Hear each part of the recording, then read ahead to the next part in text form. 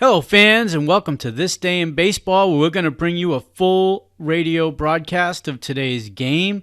And before we do that, I just want to thank Classic Baseball Radio, and there's a link in the notes where you can check out their full channel. They have many great radio broadcasts. And while you're listening to today's game, if you want to check out much more about the game and the players, look on the links below, and you're going to see links to player pages, the date the game happened, the year it happened, and the play-by-play. Enjoy the game, and check out the links while you're watching the game, and please don't forget to hit the subscribe button so that every time new content comes out, you're going to get that firsthand. And thank you again for checking out This Day in Baseball, and enjoy the game.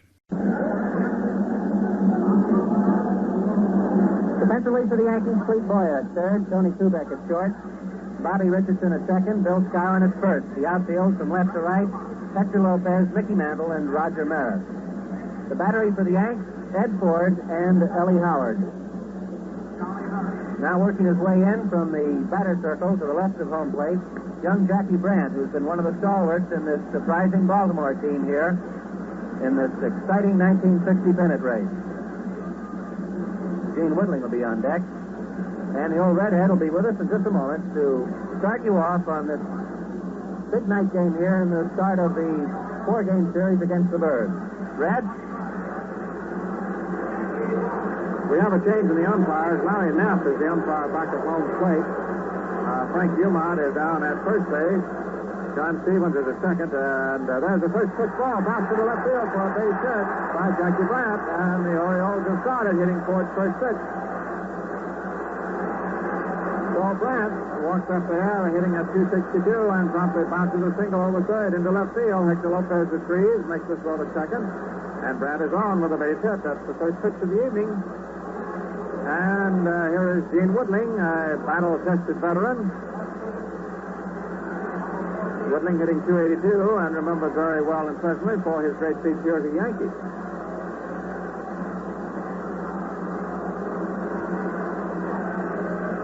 Left-hand batter in a severe crouch right off the plate. There's a curveball over for a called strike. Ford pitching, Howard catching. Down at first base, Richardson is starting at second, Kubek is at short, and Boy at third. Lopez in left field, Mantle in center, Maris is in right. Whitey checks his runner at first. You know he has that wonderful balk move. He pitches, and Woodling takes strike two. That was a slider that caught the inside of the plate at the knees. Called strike two. No balls and 2 strikes. And the big series of the year at the big ballpark is begun. Whitey gone ahead now, 0-2. Delivers, and Woodling. Strike 3. Woodling checks his swing, and the pitch is over. Gene stopped the pitch a little bit to plate umpire Larry Knapp. Knapp says, no, he had you. And now we have Brooks Robinson. They call him Mr. Impossible, the way he makes those plays down at third base. He's hitting 295. This describes a group of young stars that Paul Richards is challenging with. Robinson, a right-hand hitter. Stands fairly close to the plate. Outfield straight away. Takes low inside, ball 1. And sitting over by the Yankee dugout is a man whom many regard as the greatest ball player that ever lived, certainly one of the two, and that's Ty Cobb, who is here for the series. Folks are still coming in. It'll be a tremendous crowd. Late as day tomorrow. Time is called. As Ford is ready to pitch, so there's no pitch. Scout holds ball 1. And, of course, the doubleheader Sunday. We have one man out. No score. Runner at first. Lumen Harris is the third base coach for the Orioles. Jimmie Adair coaching at first.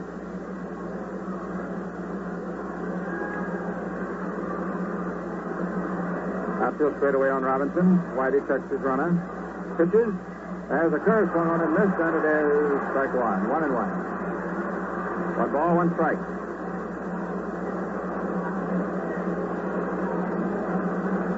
Howard settles down on his haunches. He'll give the sign in a moment.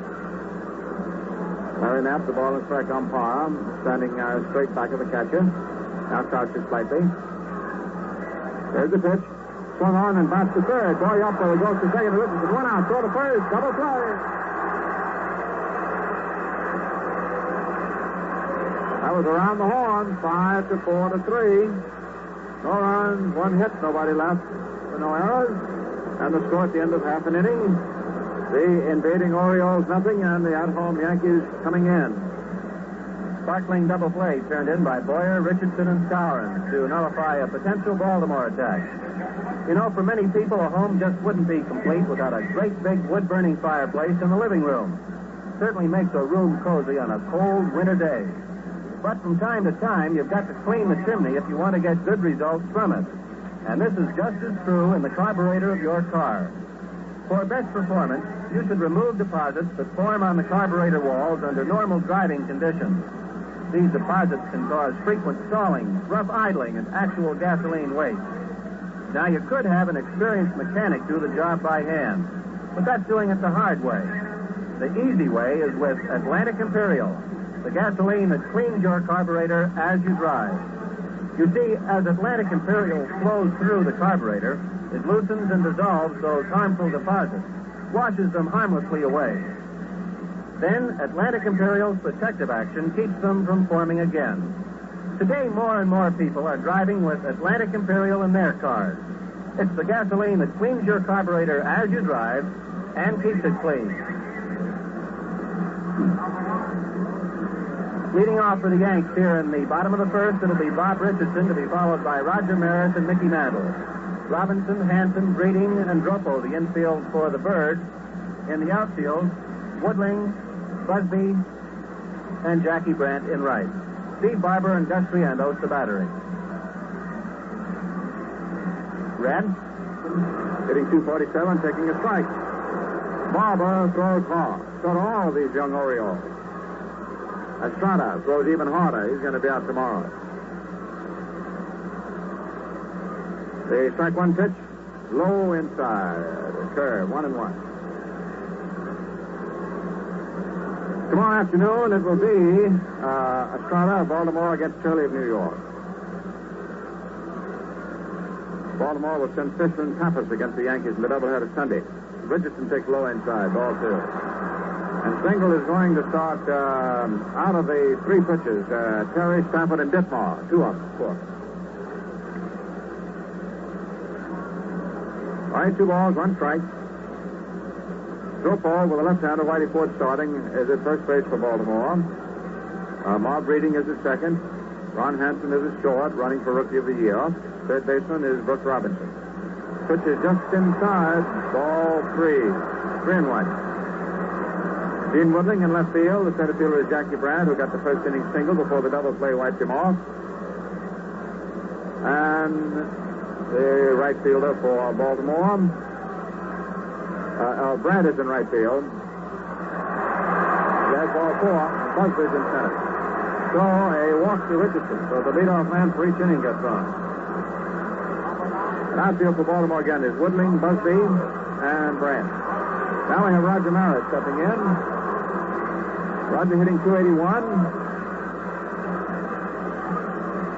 102 RBIs and 38 home runs. We have no score. Nobody out. Richardson at first.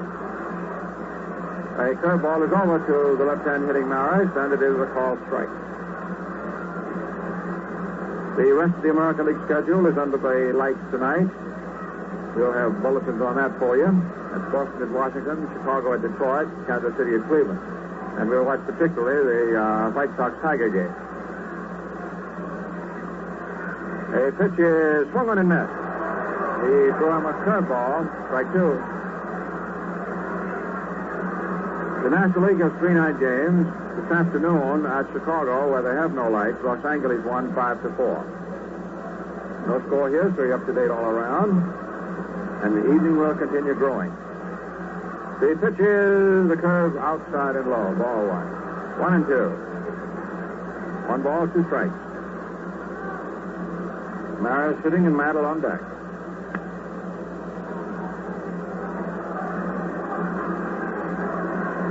Roger, midway of the box. Takes strike 3 call. Just above the knees on the inside. Now we have Mantle, and the switch, of course, is coming up to that right-handed. Just Triando's back to the plate for Baltimore.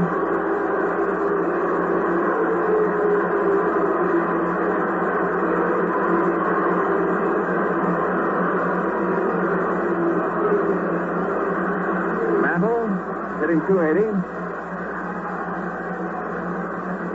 Outfield shades him around into right. So the fastball high outside, and it is ball one.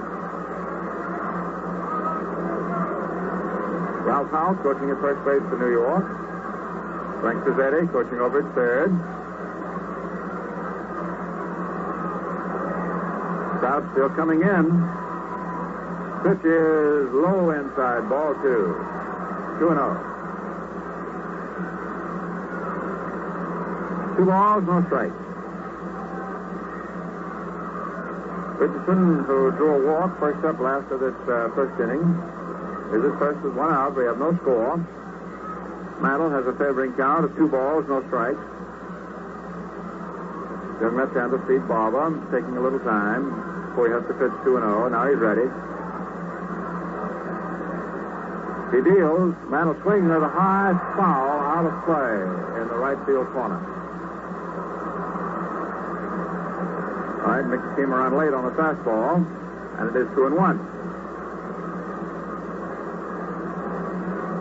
2 balls, 1 strike.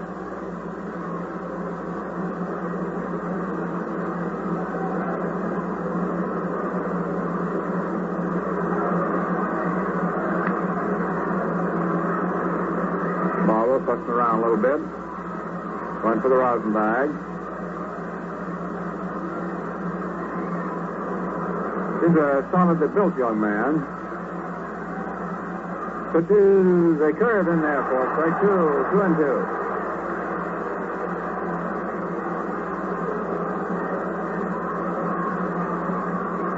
He's a Maryland boy.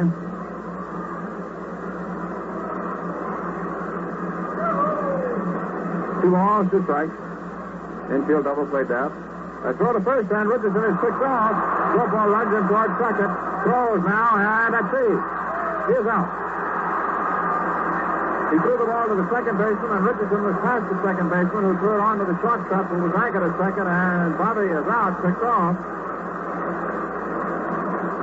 He was picked off. The pitcher to the first baseman, to the second baseman, to the shortstop. So that was a big play. 1 to 3 to 4 to 6. Bobby almost got him to second. Now the 2-2 pitch to Mantle. It's swung on a miss, strike 3. And that ball was sinking.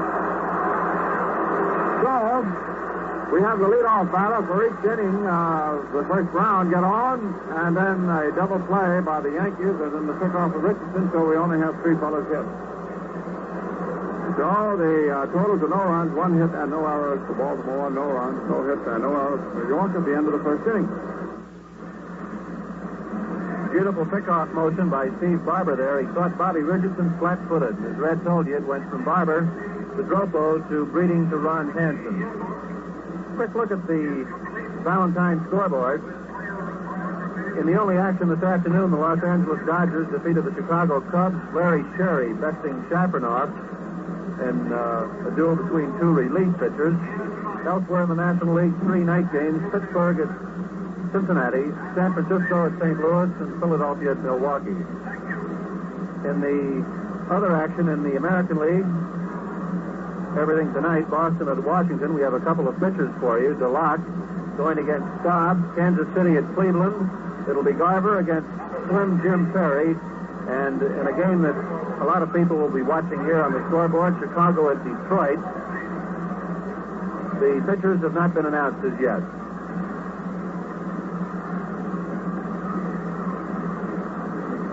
Bill Tuttle is homered for Kansas City in the top of the first, and they're still batting. They lead Cleveland 1-0. Red? The National League, Los Angeles 5 and Chicago 4. Philadelphia at Milwaukee, Pittsburgh at Cincinnati, and San Francisco at St. Louis. All right, Walter Dropo, big tall right-hand hitter, hitting .270. Been used as a spot man this year. Takes the pitch low inside. Curveball toward his shin. Ball one. By four.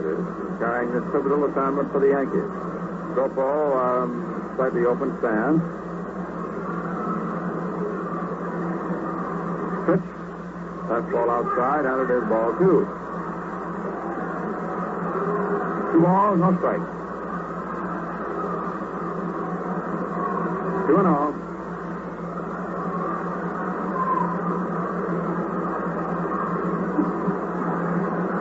They play this fellow to pull around in the left. Outfield is back deep also. Whitey's over for a called strike. Just above the knees. 2-1.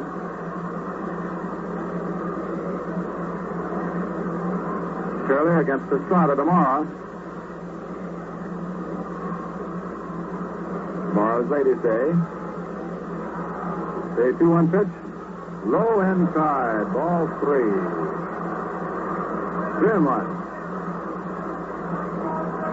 Howard turned around as soon as the pitch got into his mitt for a look at plate umpire Knapp. Sort of shook his head. Knapp says nope. Low inside. 3 balls, 1 strike.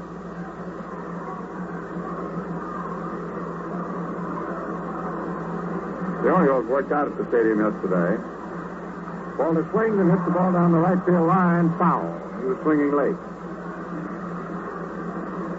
3-2.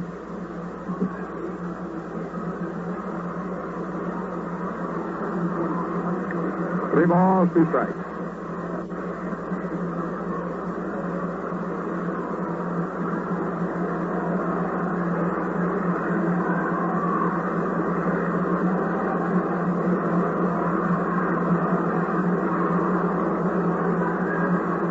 Whitey setting the sign from Howard. Pitches. Go for a swing. Hits a high pop fly. Second baseman Richardson out into right center field is under it. He's got it. And we have 1 up and 1 out. And now we have the shortstop, Ron Hanson, who seems to be well in command for a Rookie of the Year. He was chosen by the ball players in the league as the starting shortstop for the All-Star game. He's hitting .258, has knocked in 79 runs, hit 21 home runs. So he can not only field brilliantly, but he can also hit. Very tall fellow. He's about 6'4", and he can move, takes a low outside curve. Ball 1. We have no score. 1 man out. Second inning. Pitch change of pace in there for a strike. 1-1. After this tremendous series, the Yankees have 2 more series at the stadium, Tuesday night and Wednesday afternoon with Washington. The Senators are battling desperate to hold on to 4th place, and they've got the fellows who hit the home run. 1-1 pitch, fastball high outside, ball 2.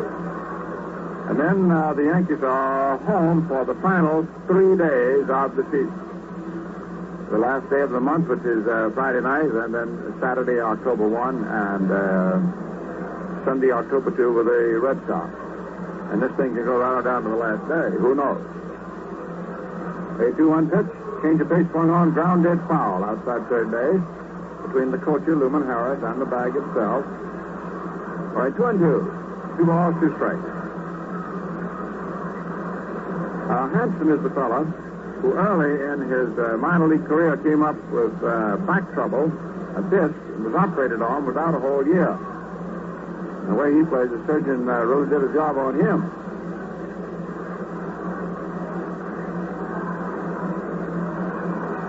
All right, 2 balls, 2 strikes, 1 down, no score, nobody on. Inning 2. Pitch is swung and missed. That was Whitey's screwball, and his second strikeout. Now we have Big Gus Triando hitting .261. And speaking about surgery, he had an injured nerve in his hand and had to have surgery on it right after the season began this year. He couldn't hold the bat. He was out a month, then back again. Swings and has a ground foul. He smothered it. It dies as it goes to the third base coach, Luman Harris, who retrieves the ball, throws it out to the mound. In case you wonder why the umpires will let a coach examine a ball and throw it to the pitcher, Well, the coach is on the opposing team on the pitcher, and if he found a spot on the ball, rest assured he wouldn't throw it to him. Whitey with 1 strike on Triandos. Pitcher the curveball. Low inside. Ball 1. 1-1. Ball on the strike. One of Ford's 4 wins over Baltimore this year was the last time the Orioles were here when he beat them 1-0.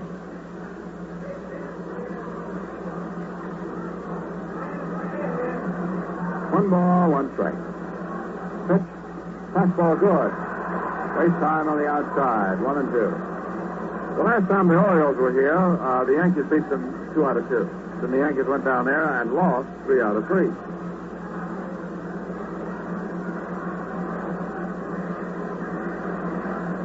One-two pitch, swung on,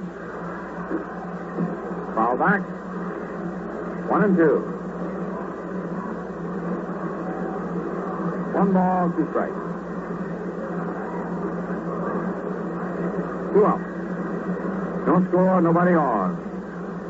If you just joined us, Brad hit the first pitch of the ball game for a single for Baltimore, and Robinson hit into a double play. That's Baltimore's offense so far. Richardson first up walked for the Yankees and got picked off. And Steve Barber struck out Maris and Mantle. We've had the first 2 men retired here in the second inning, and 1-2 pitch to Triandos. It's fouled back again, and it's still 1-2. 1 ball, 2 strikes.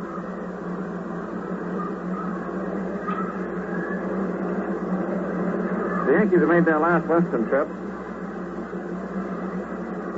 Even though they lost their last 2 at Kansas City, they won 5 of their last 8. Meantime, Baltimore, to get at this height, has won but 3 of their last 7. 1-2 pitch is a screwball, low outside, ball 2. 2-2. Whitey doesn't want to work with that baseball. Plate umpire Knapp makes 6 change.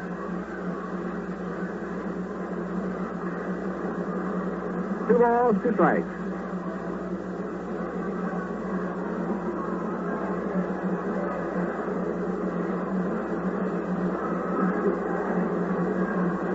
Two.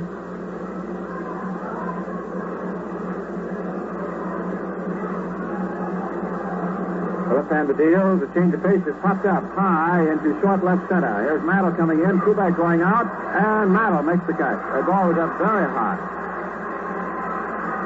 So we have nothing across, and the score at the end of an inning and a half remains Baltimore nothing, New York nothing. You know, not too many years ago, a lot of people had to draw their water by hand from an old-fashioned pump. Well, that's getting water the hard way. And you'd be surprised how even today, some jobs are still being done the hard way. Like cleaning the carburetor of your car, for example. Now, the hard way is to have an experienced mechanic take your carburetor apart and clean it by hand. But now there's an easy way. Atlantic Imperial Gasoline actually cleans your carburetor as you drive.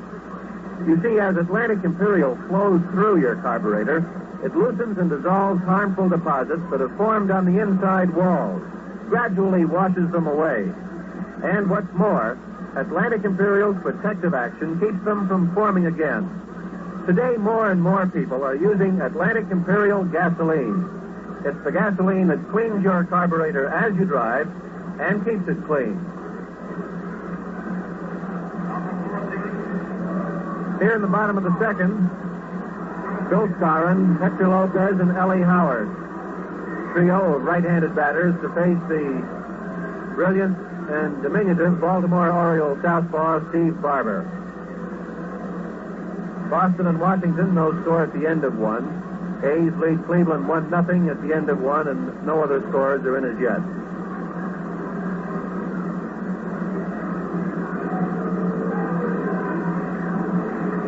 Red.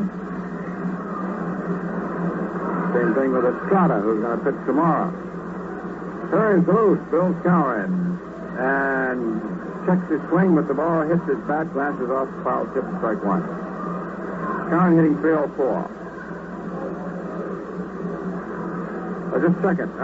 The ball got off the catcher's mitt and not off the batter's bat, so it's ball 1. Larry Knapp turned around to explain because looked for a moment ago on that check swing, the ball glanced off. Make it ball 1 instead of strike 1. Scarron, the one regular, hitting 300, 304.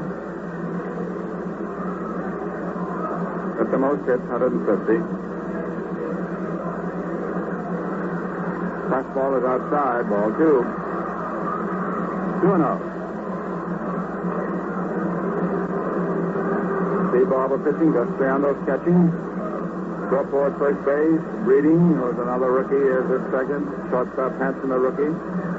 And a fellow who just barely passed the rookie stage by a season or so, Brooks Robinson, at third. Then you got a pretty veteran outfield. Woodling in left. Busby in center. And Brandt, they got him during the winter from San Francisco in right.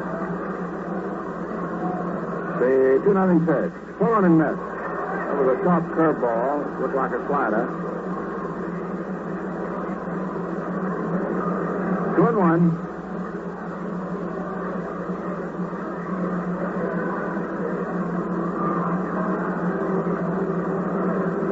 Two balls, one strike.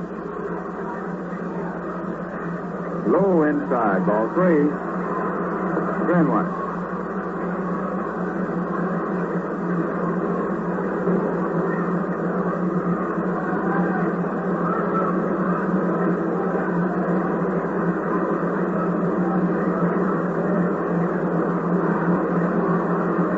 Pitch, high outside, ball 4. John walks to start off the last of the second inning. Second pass, given up by Steve Barber. And now we have Hector Lopez, who hit some timely home runs as well as some other hits on his last trip. Lopez batting .279.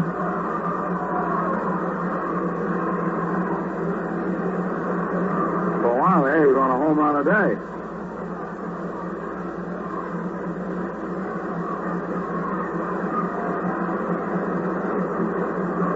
Barber in position. Pitches. Low inside. Ball 1. 1-0.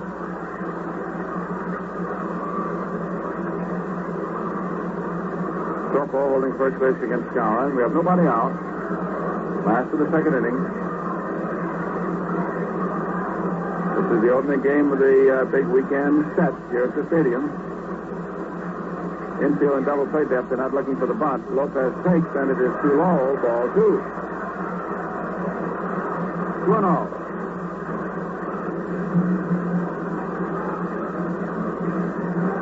Two balls, no strike. Triandos runs out to the mound to talk to this 21-year-old left-hander. Settle him down a little bit. Barber 6'1", weighs 193 pounds.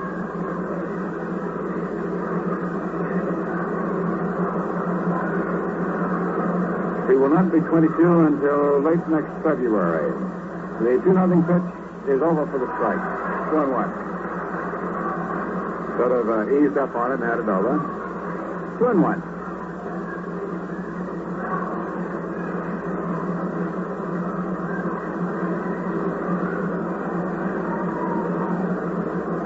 No score here at the stadium. Down at first, nobody out. Last of the second. Pitch is in there. Slider, called strike 2, 2-2.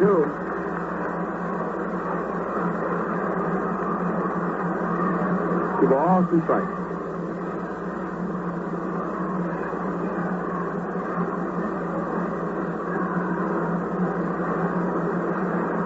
Steve checks Cowan at first. Pitches. Lopez swings and misses. Strike 3. This is his third strikeout out of 4 outs. In fact, he picked Richardson off for his first out, and as far as the tying batters are concerned, he's retired all up 3 on strikeout. Now we have Elston Howard. Howard hitting at 252. Picked in close to his hip. Ball 1. Backs out of there, looks at Cruzetti, who will reflect, of course, Casey Single's instructions. Outfield is back into right on Howard. Pitch. There's a curve low inside at the kneecap. Ball 2. See, the outfield laid back into right on Elston, who's a right-hand hitter, indicates that Barber is going to pitch him outside. They figure Howard will be hitting to right and right center. You can tell a great deal about what the defensive thinking is by the position of the man out there. The 2-0 pitch is swung on and grounded foul outside third base. Cowan was going. All right, 2-1. Moose returning to first. 2-1 count. One down.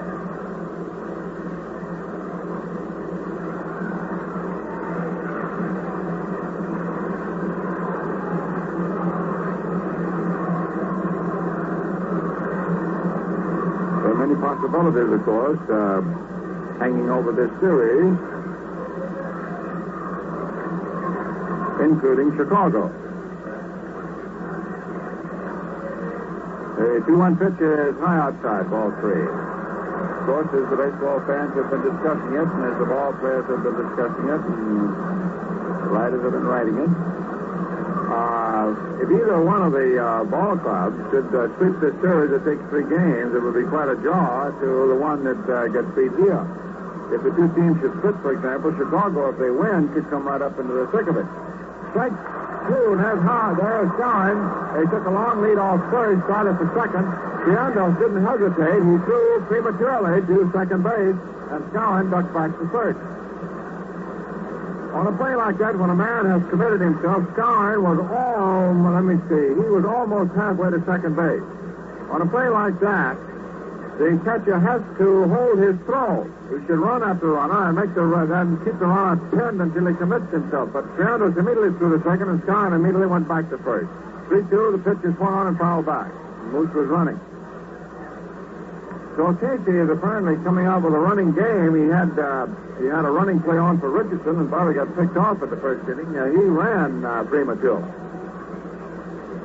Cowan was saved just now because Triandos threw just immediately without stopping to think down to second base ahead of him. Let him get back. I know Ty Cobb sitting down there in a box. I bet he laughed himself to gee, they didn't throw their way on me.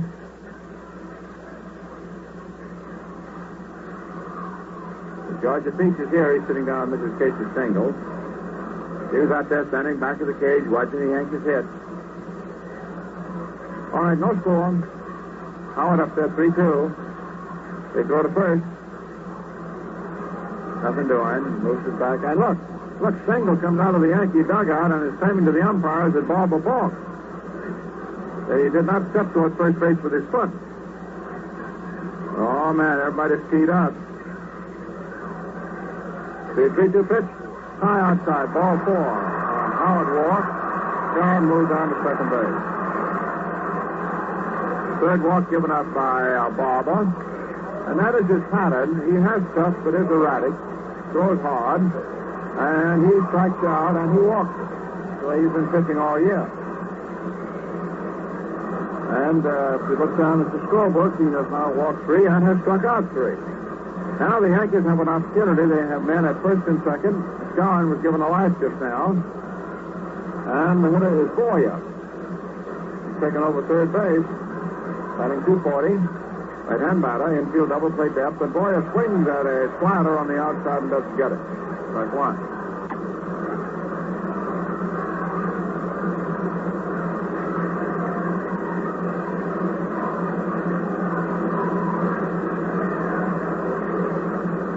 Left-handed set. Good fastball. Pitches. Fastball swung on a high fly. It's out to short left center. And let's see. It is caught by Busby. And he had to come a mile to do it. It looked until he finally got there that he couldn't make it.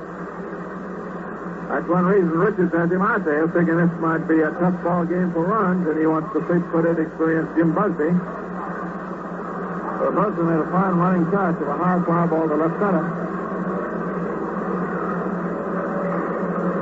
And the hitter is Tony Kubek.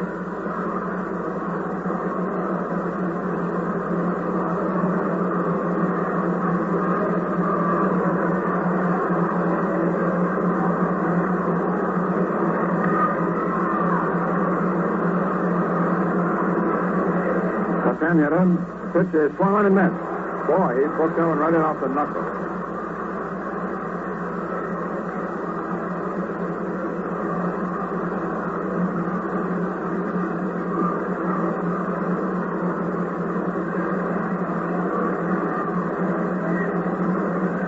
1 pitch. High inside, and it is ball 1. 1-1. 1 ball, 1 strike.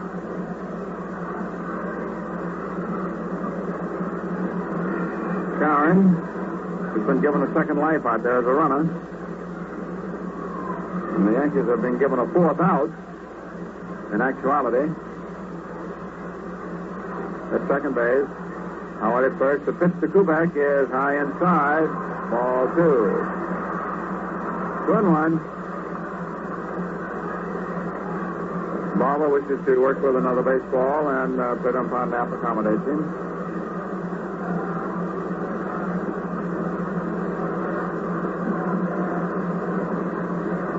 All right, 2-1 count. 2 men are out, no score. They're playing for the marbles.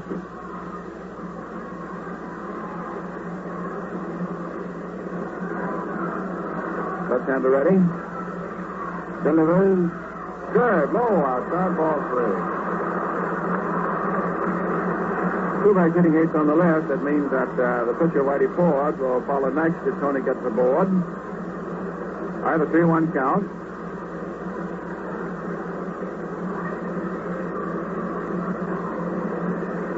There is no stirring in the Baltimore bullpen, in case you are curious about what may or may not be going on out there.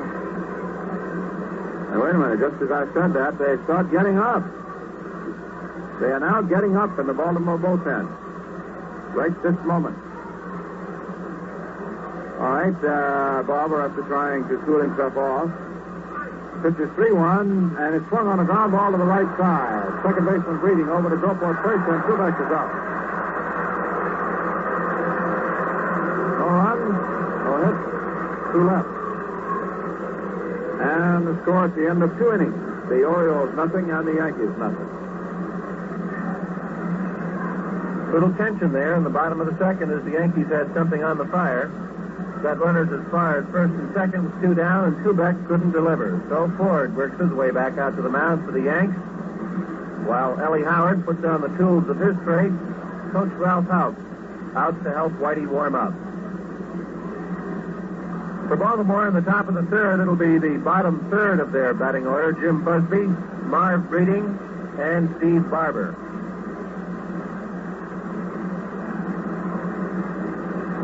We still don't have the starting pitchers at Detroit, the White Sox against the Tigers. As we told you at the end of 1, Boston and Washington no score. And now at the end of 2, Kansas City 1, Cleveland nothing. And the Dodgers defeated the Cubs this afternoon in the only afternoon action in the major leagues, 5-4. Crowd getting a big kick here as some real rabid Baltimore fans marching through the stands with their good luck bird signs.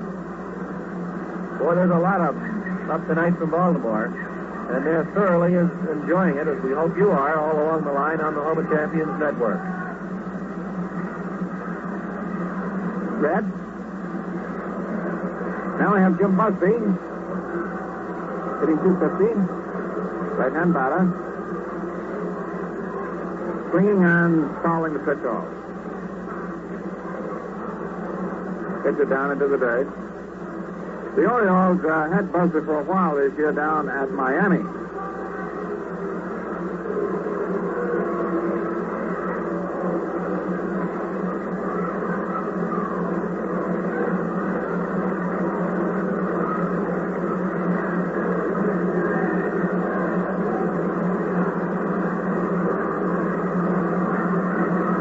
There's nothing, 1 pitch. Swung on and fouled into the stands back of the Yankee dugout. Strike 2. No balls, 2 strikes.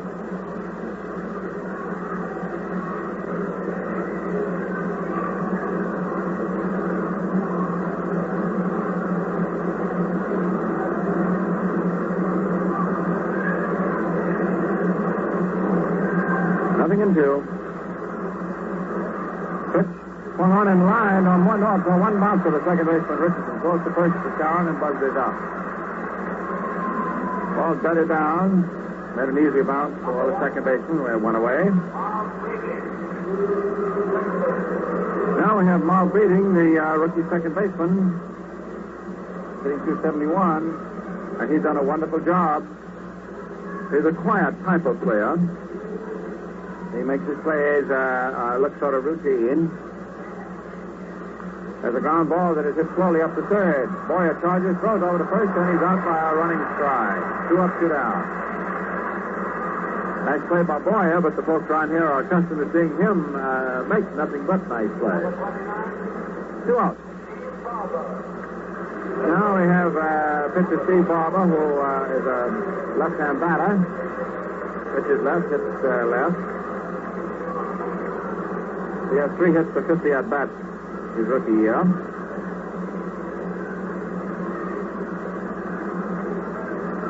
Tilts the bat slightly. Open stance, takes the strike over. 0-1.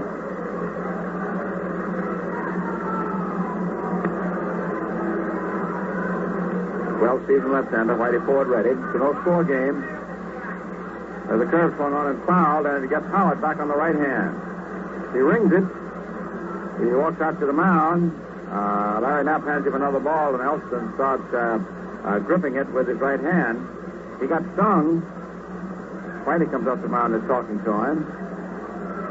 Howard takes the ball, throws it to third base to Boyer. And he's looking at the hand. Whitey's standing talking to him. Knapp is going out to talk to him. Howard wants to throw one or two. He wants to use the hand once or twice to throw the ball back and forth to third baseman Boyer. And he says, okay, the hand's all right. All right, strike 2.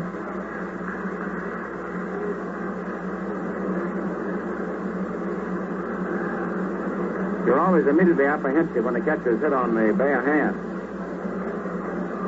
A 2-strike pitch. Curveball inside, ball 1. 1-2. 1 ball, 2 strikes. Outfield in short.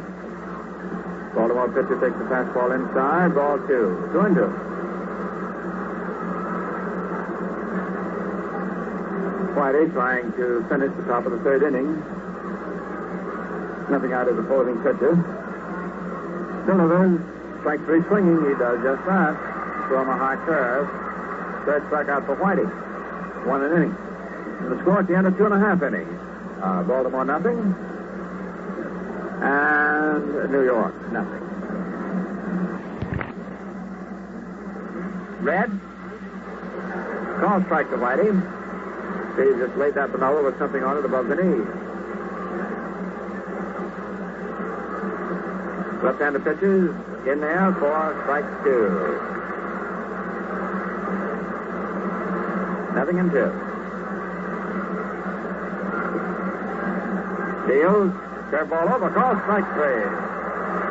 Oh, Whitey is out of there, and that's 4 strikeouts for Barber. The 2 left-handers are off in high gear. Now we have Bobby Richardson, who got on in the 1st inning with a walk and then was picked off. Bobby hitting .247. Steve delivers, and Bobby takes the fastball high outside, ball 1. Richardson changed his seat as though he might run up on the ball and try and hit it to right. Ball 1.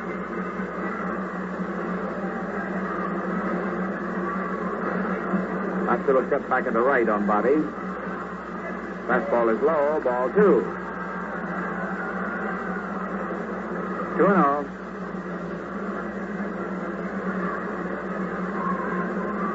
One out. After the 3rd. Pitch is high outside, ball 3. 3-0. Steve looking down at the dirt. He's had a problem of learning how to control his temper out there on the mound. There's 3-0 pitch. A strike. Richardson took 2 steps to first and is recalled by the umpire's decision, and of course that gets the crowd howling. Always does. All right, 3-1. Bobby takes the flash. That's presenting. 3-1 pitch. Strike two. Right in above the knee. 3-2. So the string is out.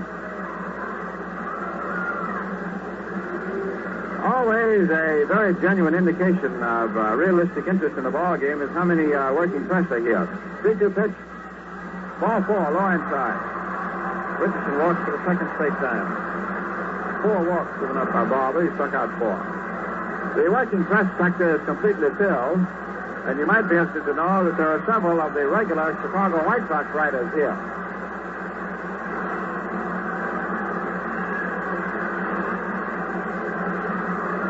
Now we have Roger Maris.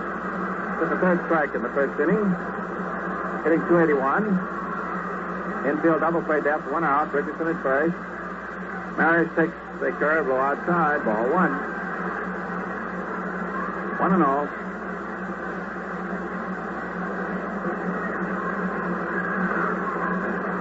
No score, run at first base. Outfield is round toward right on Roger. Takes the curve, low outside, ball 2. 2-0.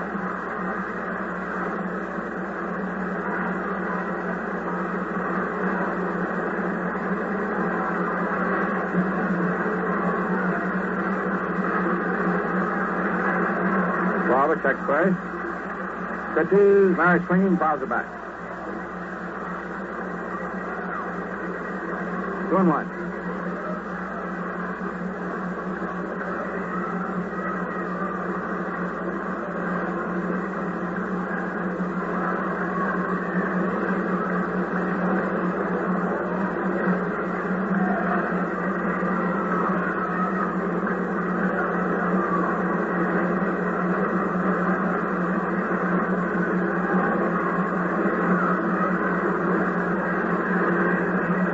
Left-hander being a little more deliberate, fighting his control. He's ready. Pitches, Maris swinging and hit the line drive to second base. The beating close to first, not in time. Richardson got back. Roger broke his bat. He hit the ball just above his hand. Sort of a not too hot a line drive off the second baseman. 2 men out. One is still at first. Both scoring about his mantle.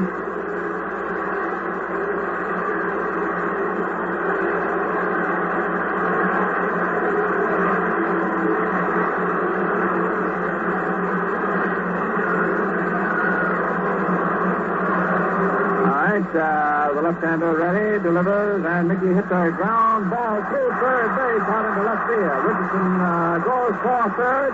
Whittling throws to second to see the Mantle stays at first. The ball died as it went into left field, and Bobby, as he came to second, hesitated, saw that Whittling would have to come on to get it, and made third base. Whittling threw on into second to be sure that Mantle, who can run, would be retained at first. So Mickey singles through the hole between third and short. This is the first Yankee hit. And runners are now at first and third, and this is the first runner to reach third base tonight for either side. The batter is Bill Cronin, who walked in the second inning.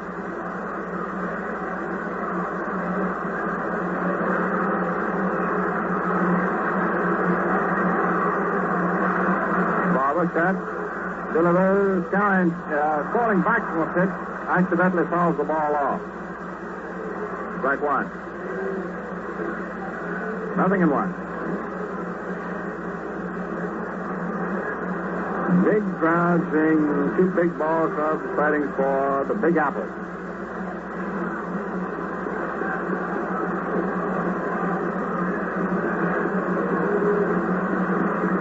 All right, 0-1. That's the count. No score. 2 men out. Moose. Menace is a strong fella. Right-hand hitter. Swings and fouls it off. 0-2.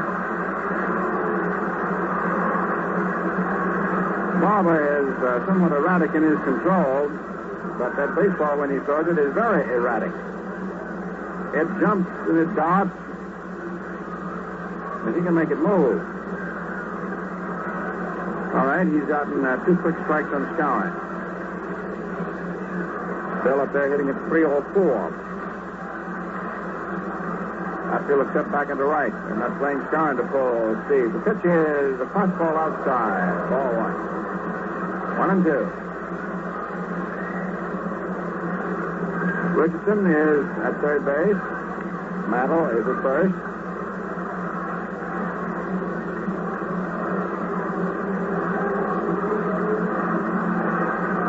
Barber delivers.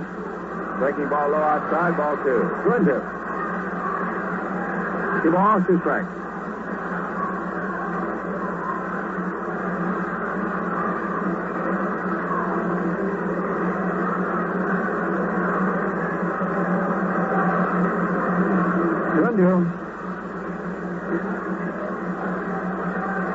Steve walks around, takes the pitch of the rotten bag. Now he steps up on the rubber. Takes the sign from Triendos. The 2-2 pitch is swung on to the high pop fly. First baseman Grofo. Let's see, gets out of the way, and the second baseman Breeding makes the catch. Breeding hunted him off the ball and caught it. So, Scarn popped up a high fastball. No runs, 1 hit, 2 left. In the 3 innings, the totals are identical. No runs, 1 hit, and no error. You know, to get the most out of your car, you've got to put the best care into it. And your Atlantic dealer gives it the best with a safety service lubrication. First, your car gets a complete lubrication according to its manufacturer's specifications. And then he checks and services many other vital safety areas. You can depend on your Atlantic dealer. He's the man that knows and he cares about your car. So see him soon, won't you, for an Atlantic Safety Service lubrication to keep your car on the go. In the Tri-Cities area, Yankee baseball comes to you exclusively over Quality Modern WOKO 1460 on your radio dial in Albany, New York. WOKO time 6 minutes. 6 minutes before 9 o'clock. Been pecking away at Barber, but they haven't been able to break into the scoring column. You see now, the Yankees have had 1, 2, 3, 4, 5 base runners. The Birds have had 1, a leadoff single by Jackie Brandt, who was erased on the double play ball by Robinson. And now it's that same Brandt here in the top of the 4th to lead it off for the Orioles, to be followed by Woodling and Brooks Robinson.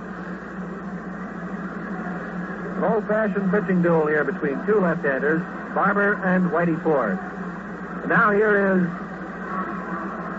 Phil Rizzuto. Lots of tension, not only out on the field, but in the stands and up on the radio and television booth. Here's Whitey's pitch to Brandt. It's low inside, ball 1. Brandt batting .263. On deck, Gene Woodling.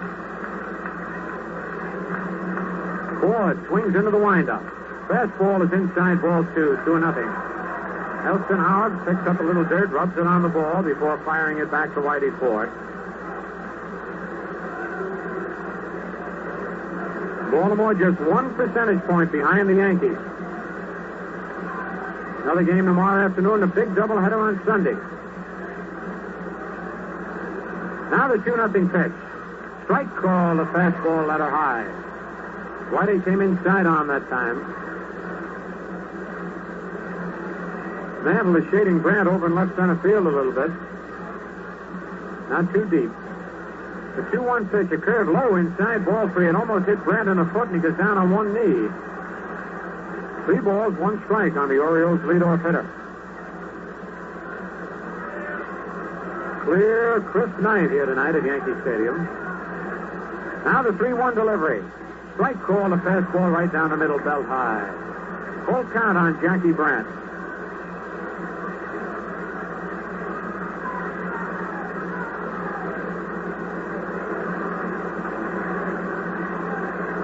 Whitey checks the sign from Howard. Now he's ready. The payoff pitch to Brandt. A fly ball to not too deep left field. Hector Lopez is moving in under it. And makes the catch. That's 1 away. That'll bring up Gene Woodling, who struck out in the first inning. Gene took Whitey's first 2 fastballs right down the middle and then went after a bad curveball. Something you very seldom see Woodling do, though he takes a lot of pitches. He hardly Ever swings at a bad pitch. Woodling and Steve Barber, the pitcher, the only two left-hand hitters in the Baltimore lineup tonight. The pitch to Woodling is a line drive. Base hit to right field. Bobby Richardson gave it a good try, went as high as he could, but couldn't reach it. Woodling lines a single to right. That's the second hit off Whitey's fourth. That was a high curveball. Brings up Brooks Robinson, who bounced into a double play in the first inning. Robinson batting .295. Woodling was up there batting .281. On deck, Walt Dropo. No score here in the top of the fourth. The stretch by Whitey. Pitch to Robinson is a strike call. Fastball right in there.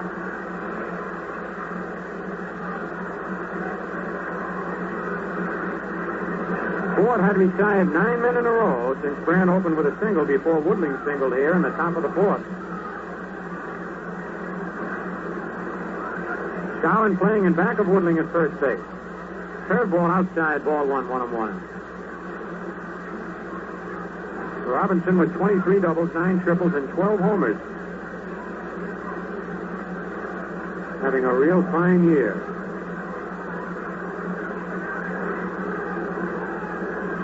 One ball, one strike on the Orioles' third baseman. Here's the stretch by Whitey. Third, bought it down third. That's going to be a base hit. No play. They don't even make a play.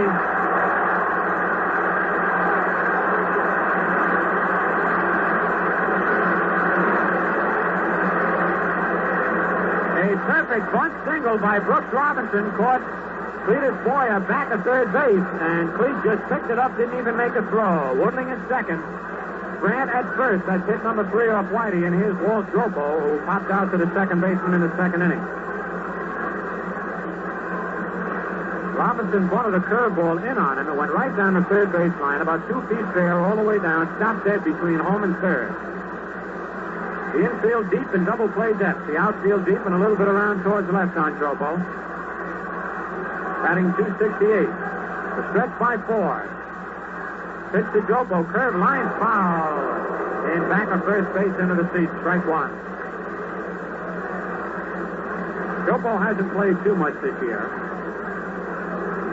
Been in 73 ball games, has 8 doubles, 4 homers, and 21 runs batted in. On deck, Ron Hanson, the shortstop. Woodling leads off second. Robinson off first.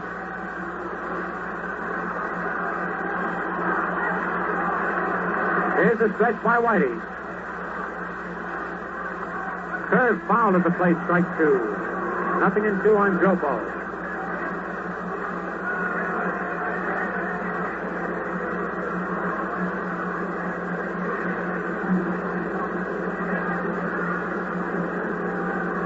Whitey Ford and Walt Dropo have faced each other many times in the big league.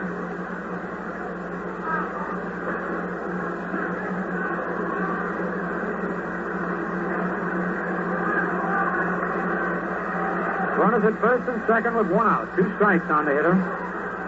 Whitey sets. Fastball is high, ball 1. 1 ball, 2 strikes.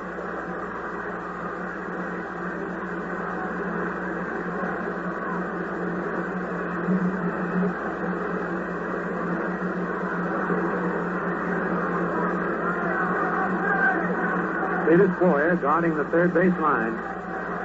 Here's the stretch by Whitey. Fastball, foul tip. Off the chest protector of Elston Howard. Count holds it 1 ball and 2 strikes. Larry Knapp looks at the ball, then throws it back out to Whitey.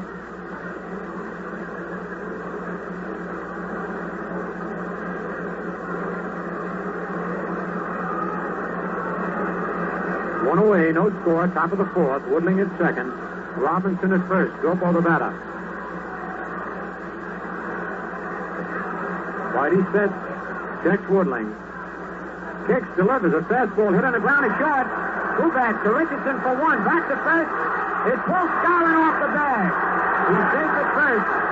Richardson's slow, and Bobby had plenty of time. Pulls Cobb off the bag. It's a force play. From short to second. Jopo safe at first. Woodling moved to third. Runners at first and third. 2 outs. And the batter, Ron Hanson. There's no error on that play.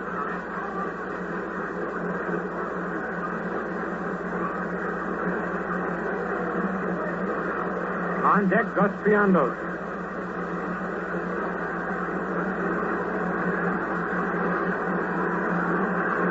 All right, the stretch by Whitey. Curveball is high, ball 1. Hanson has had himself a good year. Batting .258, but he has 79 runs batted in and 21 homers.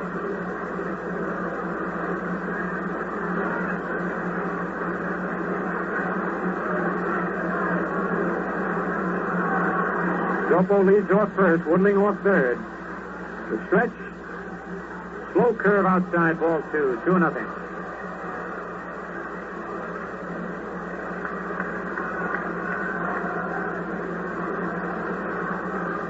Hanson's got power to all fields. The Yankee outfield playing him straight away and deep.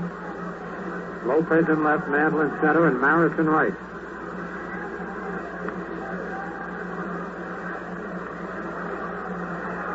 All right, Whitey gets the sign. Curve over, strike 1. 2-1 the count. That was almost a quick pitch by Whitey. Looked like Hanson wasn't ready for it.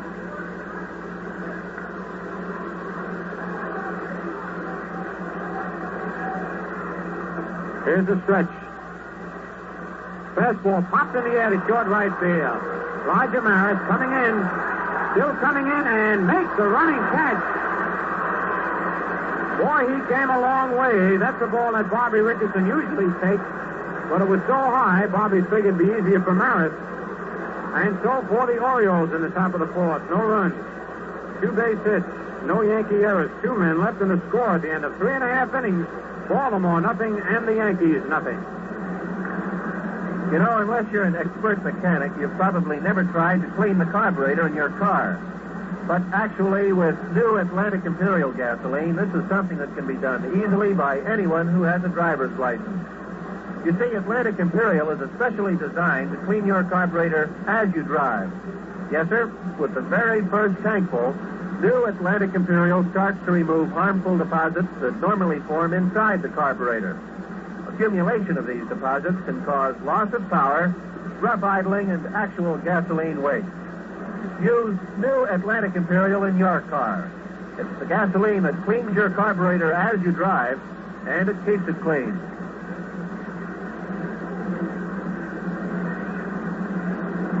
As Phil told you, Maris had to come a long way for that fly ball into shallow right field, and he made a nice running catch. Here in the bottom of the 4th now, it'll be Lopez, Howard, and Doeer. Here's Phil. Steve Barber pitching to Hector Lopez. The first pitch is a low, ball 1. Lopez struck out swinging in the 2nd inning. No score. We're in the bottom of the 4th inning. Young Steve Barber ready. Kicks, delivers a curve in there. Strike 1 call. This youngster has what they call in baseball lingo a live fastball. It's moving all the time. There's nothing straight about it. Just 21 years old. The 1-1 pitch, slow curve, hit high in the air to right field. And going way back there, making a home run. It was off his glove. Jackie Brandt leaped up in the air, got his glove on it. It bounced out of his glove into the seats. A home run.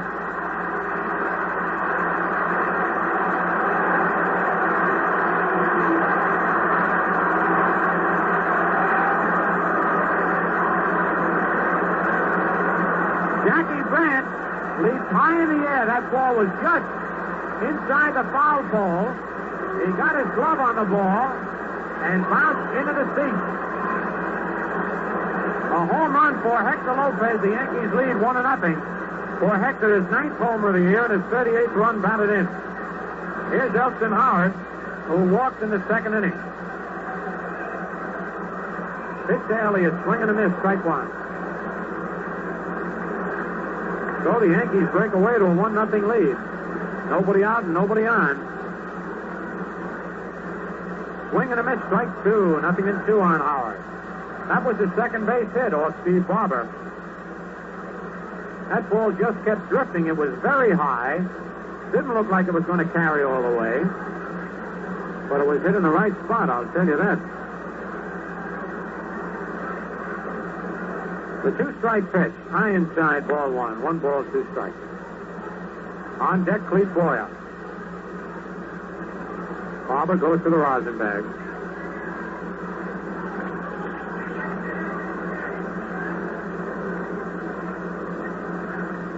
Fastball hit on the ground is short. Hanson up with it, throws to first, in time for the out.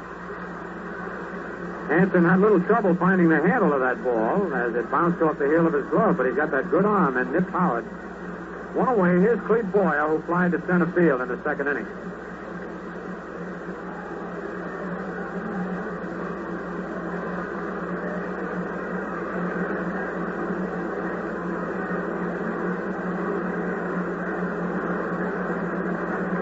The pitch to Boyer. Foul hit back, strike one. That was the 9th home run hit off Steve Barber this year. 1 out, nobody on. Yankees 1, Baltimore nothing in the bottom of the 4th. On deck is Tony Kubek.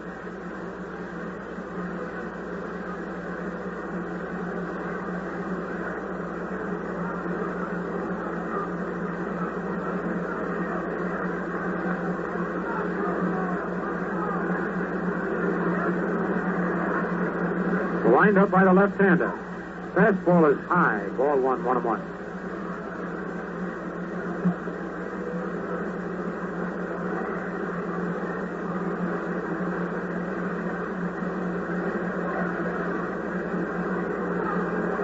Now the 1-1 delivery is a ground ball hit slowly to third, but taking foul. Brooks Robinson picks it up in foul territory. 1 ball, 2 strikes.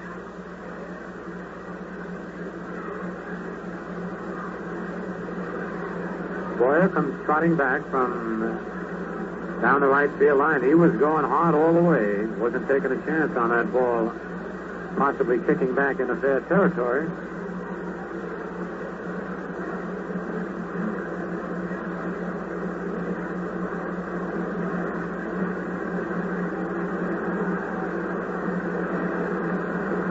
One ball, 2 strikes, and 1 out.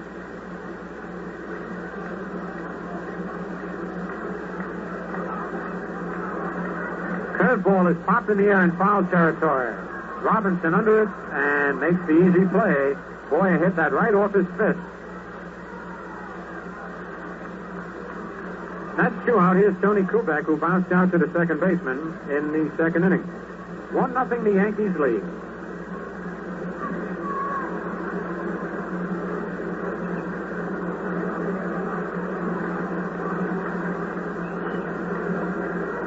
Barber into the windup. The pitch to Kubek is right in there. Strike 1 call.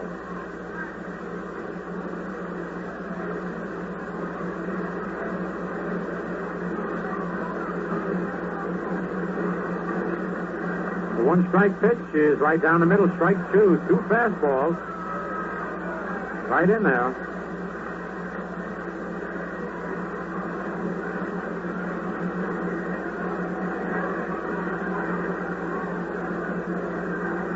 Now we're ready for the 2-strike delivery. Curve, pop foul back in the upper deck, out of play.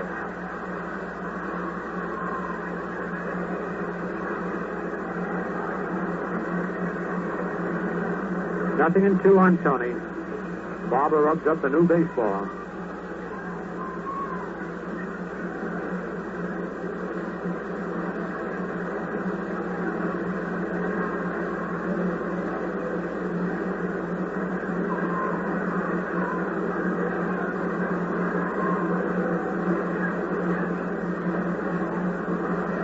Out, nobody on.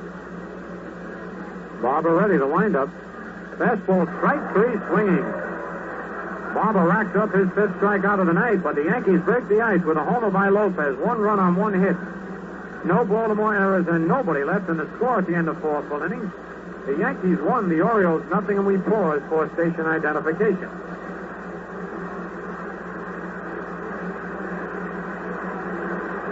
At 1460 on your radio dial, this is Quality Modern, WOKO in Albany, New York. WOKO time, 11 minutes after 9 o'clock.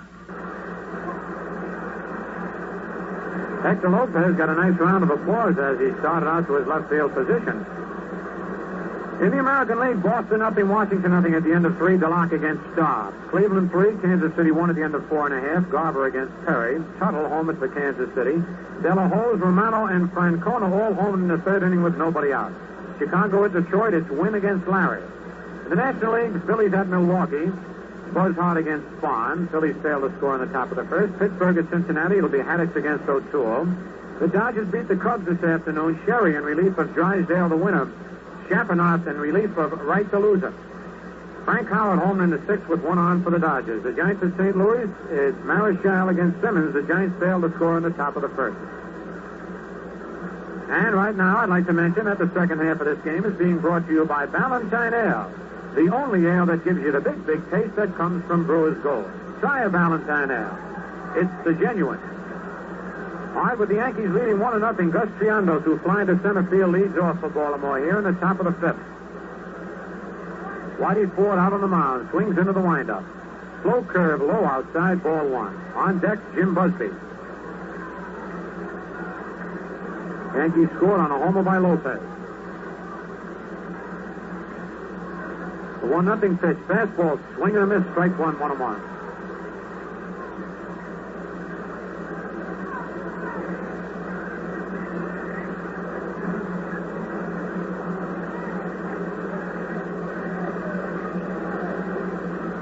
Big Gus holds that bat right down on the end.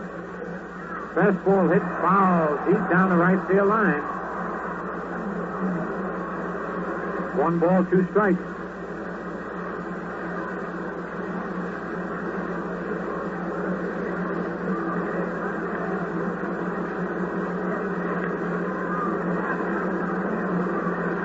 Whitey rubs up the new ball. Good, cool night tonight. That'll keep the pitcher and the ball players real strong.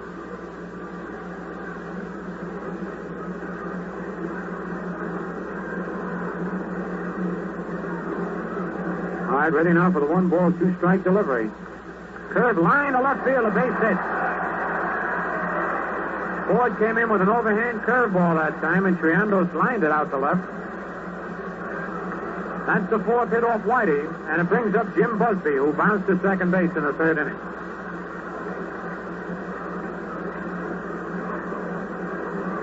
Skowron holding first against Gus.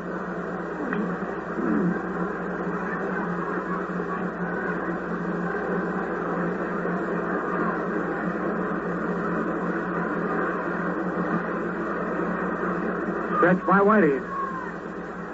Pitch to Busby is in there, strike 1 call.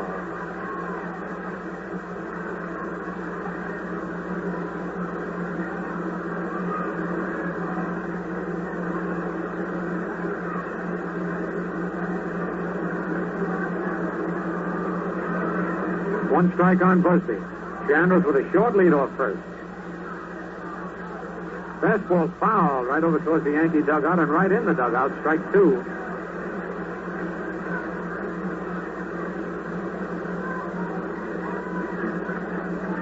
On deck, Marv Breeding, the second baseman.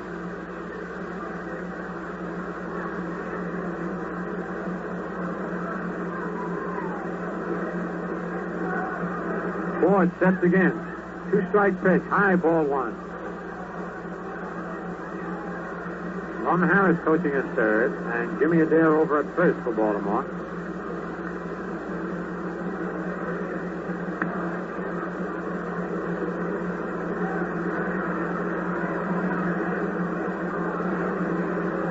One ball, 2 strikes on Busby. Here's a stretch. Slow curve is low, ball 2. 2-2. Whitey almost fooled Busby completely on that one. He had him off stride, but the ball broke a little bit too low. 2-2 the count. Baltimore trailing the Yankees 1-0 here in the top of the 5th inning.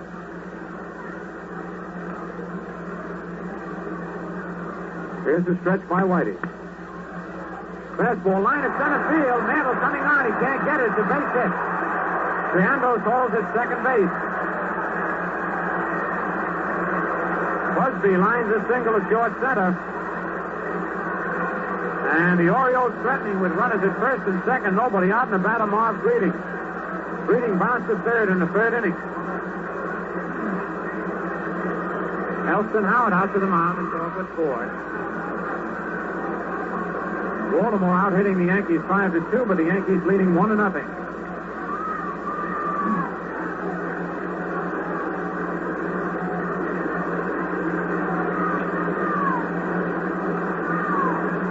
Jim Coates is up in the Yankee bullpen. Skowron playing in at first, Boyer in at third. Here's the stretch. The pitch is high, ball one. He was not going to bunt that time. I guess Paul Richards figures, at least on that play, with the pitcher coming up next. Even should Breeding advance the runners, Ford's got a good chance of striking them out. See how they play it now. Here's the stretch. Pitch is popped foul and back in the upper deck out of play. Strike one, 1-1. Breeding looks down at Lum Harris, who glanced in at Paul Richards, the Orioles skipper. They switch signs all the time, having hitting away on one pitch, bunting the next pitch. Try and keep the defense off balance.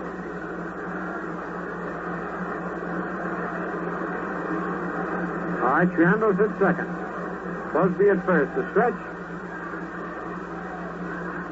The pitch is popped in the air to the infield. The infield fly rule is called. Breeding is automatically out. Skowron makes the play. Both runners hold their base. So the Orioles did not go for the sacrifice, and Breeding popped up to the infield. With one out and runners at first and second, that'll bring up the pitcher, Steve Barber. Barber struck out in the third inning.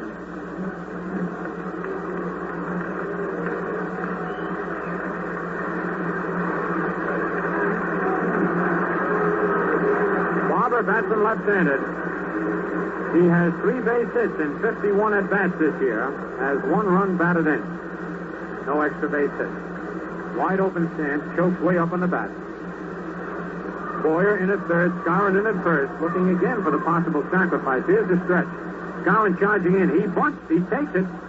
He started the bunt, pulled the bat back, and it was a strike. And Skowron ended up about 5 feet in front of the plate. Boy, he was running from the time Whitey kicked his right leg up in the air.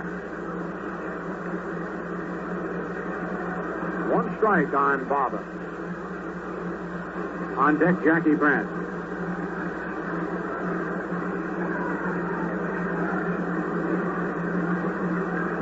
1-0 the Yankees lead, top of the 5th. Here's the stretch by Whitey. Whitey steps off the rubber as Kubek broken back at second base.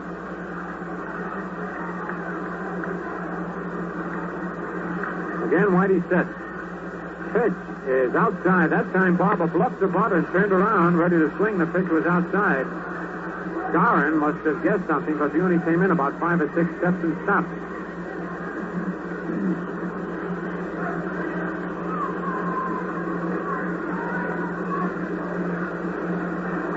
One on the pitcher. Yandos leads off second. Busby off first. The stretch.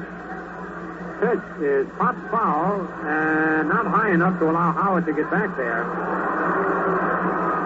The ball landed on the playing field, but it didn't go more than 10 feet in the air and hit about 3 feet in front of a lower box seat just this side of the Orioles dugout. Howard never had a chance to get near it. 1 ball, 2 strikes, 1 out.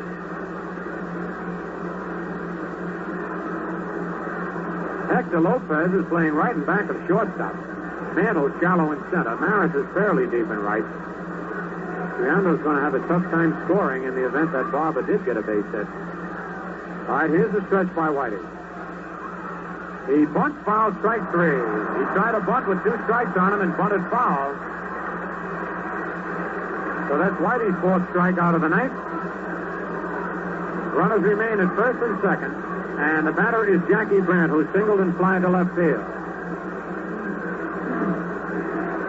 2 out, 2 on. Yankees leading 1-0 in the top of the 5th.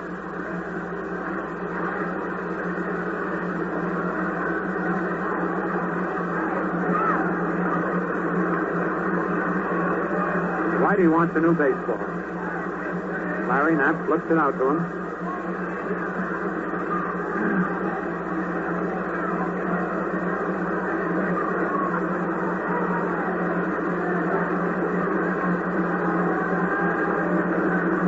All right, now Whitey's ready. Takes the sign from Howard. Runners lead off first and second.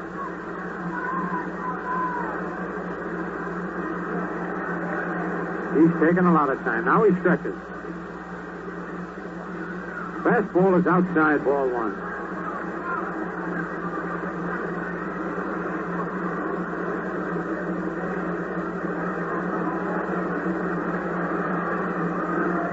Again, Whitey sets.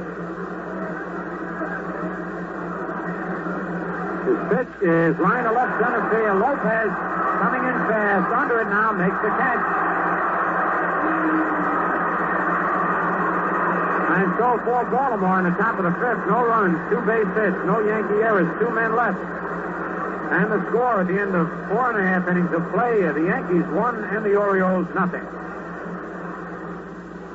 During the summer weekends ahead, a lot of you folks will be planning cookouts, picnics, enjoying all sorts of good food out of doors.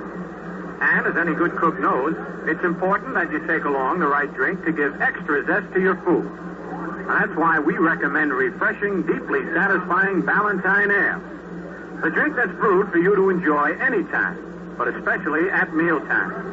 The only drink that gives you the big, big taste that comes from Brewer's Gold. Now, this is a rare strain of hops used exclusively in Ballantine's own true ale recipe. You'll find Brewer's Gold makes Ballantine Ale more than a thirst quencher, different than any beer. So get Ballantine Ale in those handy 6-packs, quarts, or the regular 12-ounce bottle, and discover what a difference an ale makes.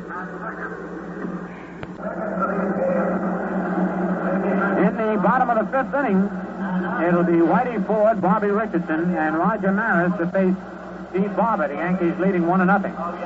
Whitey was called out on strike in the third inning.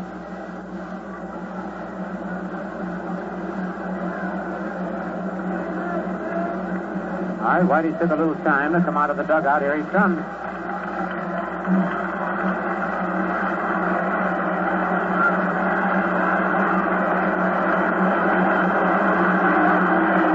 Whitey Ford, who through the years has been one of the top Yankee clutch pitchers. When they needed a big game, Whitey was there. All right, here's the pitch to Ford. He takes it inside, ball one.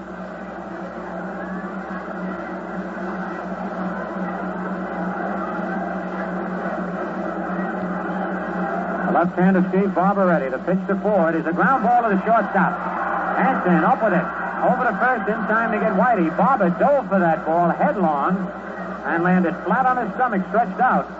It was hit off the fist, but it was an easy play for Hanson. One away. Bobby Richardson up twice, walked both times. Bobby was picked off first in the first inning, reached third base in the third inning, but was left stranded. Yankees 1, Baltimore 0, bottom of the fifth.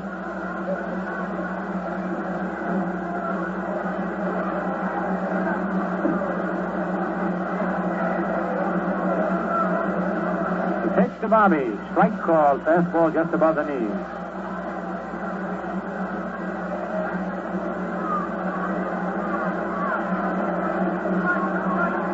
The one-strike pitch high outside. Ball one, 1-1.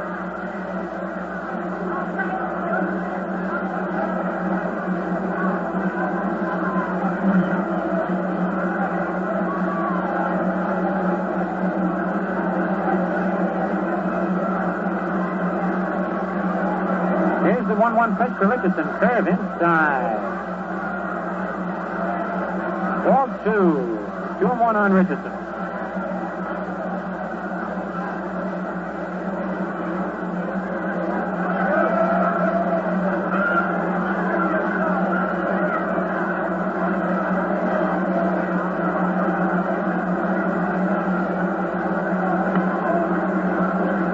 All right, here's the windup. 2-1 pitch, a ground ball to first base, a base hit in the hole between first and second. Jopo broke towards the bag, and Richardson gets a base hit to right field, and that's hit number 3 off Barber. Here's Roger Maris. Called out on strikes and lined out to second base.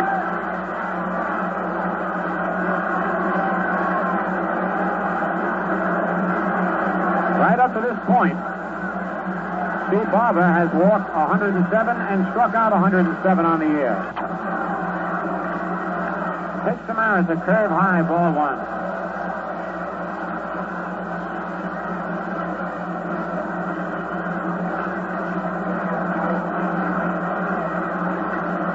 One out. Richardson at first. Yankees one. Baltimore nothing. Bottom of the fifth. On deck, Mickey Mantle.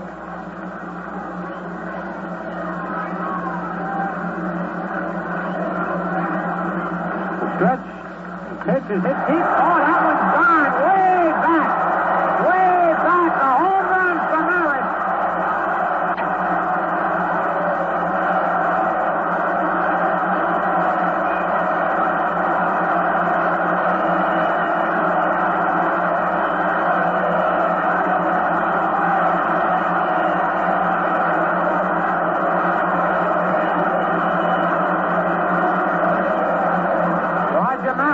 His 39th home run of the year.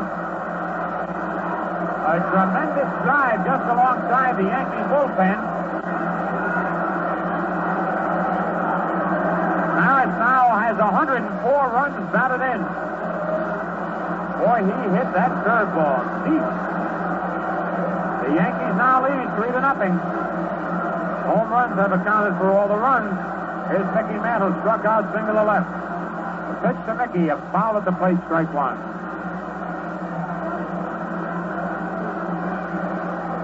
Yankees 3, Baltimore nothing in the bottom of the fifth. On deck, Bill Skowron.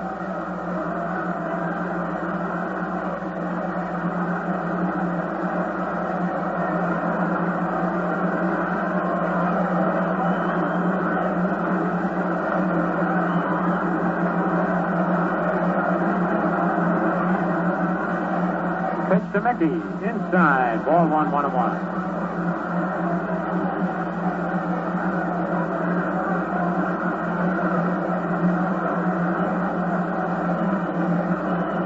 The 1-1 pitch, curve high inside. Ball 2-1 on Mickey. Roger Maris leading the American League, and homers now with 39 and RBIs with 104.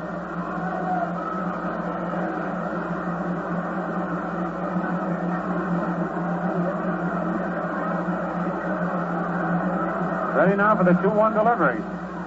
Curve high, ball 3-1.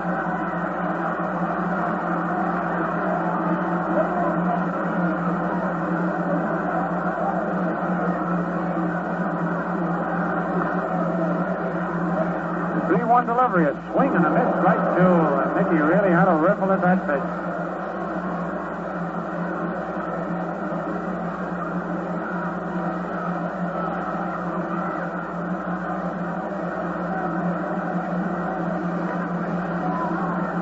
Here's a payoff pitch to Mickey. A foul, look out.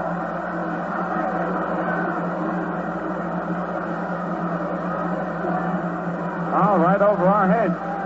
Count holds at 3-2. Billy Heft, the left-hander, is up in the Orioles bullpen.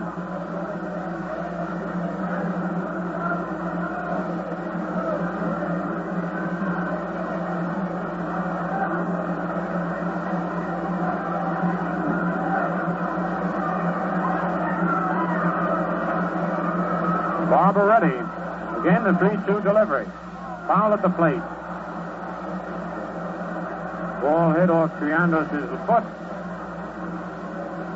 Gus limping around home plate a little bit.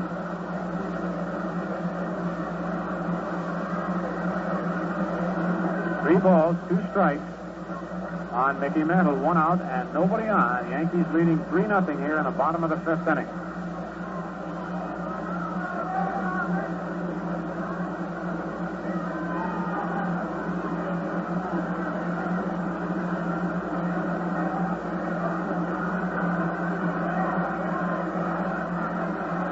Steve Barber ready. Pitch to Mickey is inside, ball 4. 5th walk given up by Barber, That's the second time Mantle has walked. Here's Bill Skowron, who walked and popped to second base.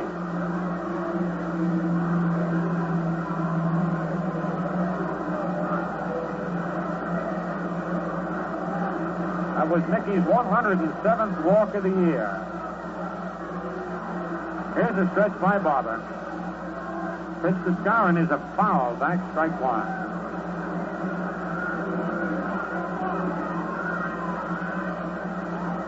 On deck, Hector Lopez. One out. Mantle at first.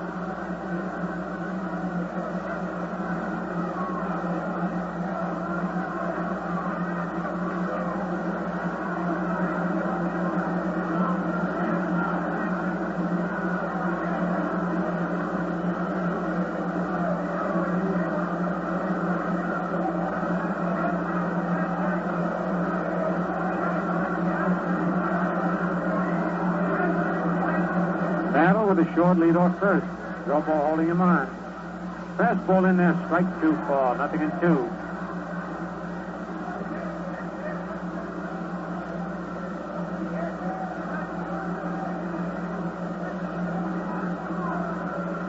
Barber quickly stretches.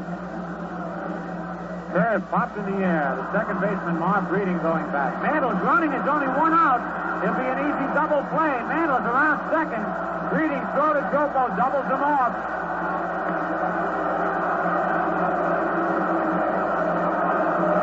Mickey Mantle thought there was only one out and ran when the ball was popped in the air to second base. And Mickey is an embarrassed young man right now. For the Yankees in the bottom of the fifth, 2 runs on 2 hits. No Baltimore errors, nobody left in the score at the end of 5 full innings. The Yankees 3. Baltimore nothing as we pause for station identification.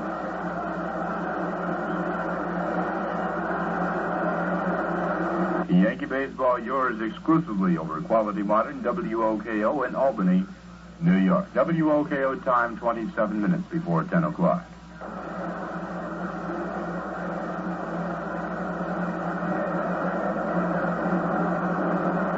The Yankees lead. Other games, Boston nothing, Washington nothing at the end of 3.5. Cleveland 4, Kansas City 1 at the end of 5.5.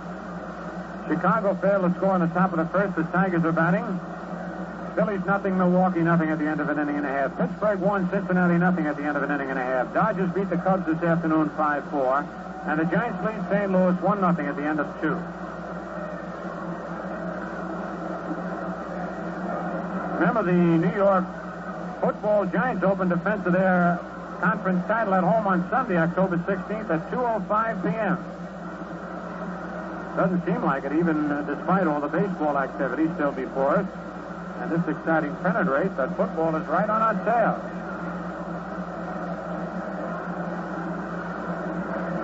All right, here's Gene Woodling, who's 1 for 2. Takes a pitch low, ball 1. Woodling struck out and singled.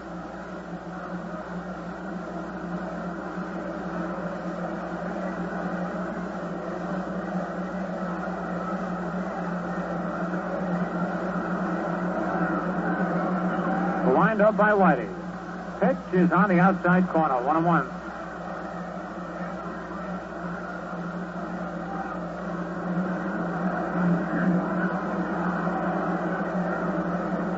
One ball, 1 strike. Whitey into the windup. Fastball hit on the ground. Skowron, who is right, up with it. Flips to Ford, covering in time to get Woodling. That's 1 away. Brings up Brooks Robinson, who hit into a double play and beat out a bunt. 1 for 2 for Brooks.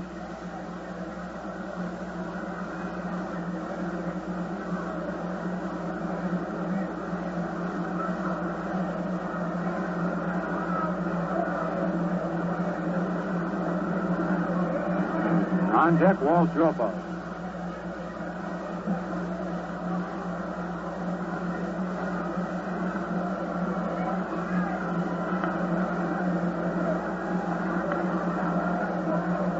Whitey Ford checks Cletus Boyer. Make sure he's ready for another possible bunt. Here's the windup. Pitch is in there, strike 1 call. Whitey is mixing up his delivery tonight. He comes overhand, 3/4, and then sidearm.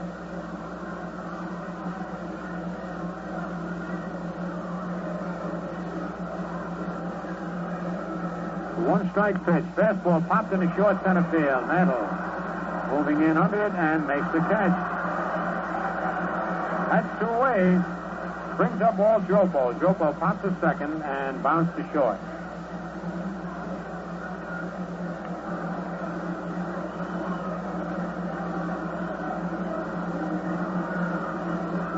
Two out, nobody on. Yankees leading 3-0.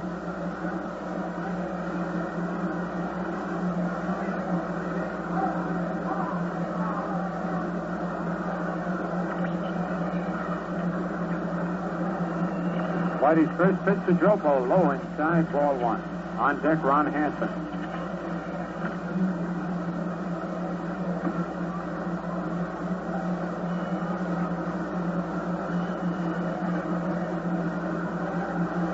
The 1-0 pitch is hit deep to left, but foul. Boy, he tagged that one way up against the top of Yankee Stadium, but way foul. 1-1 on Dropo.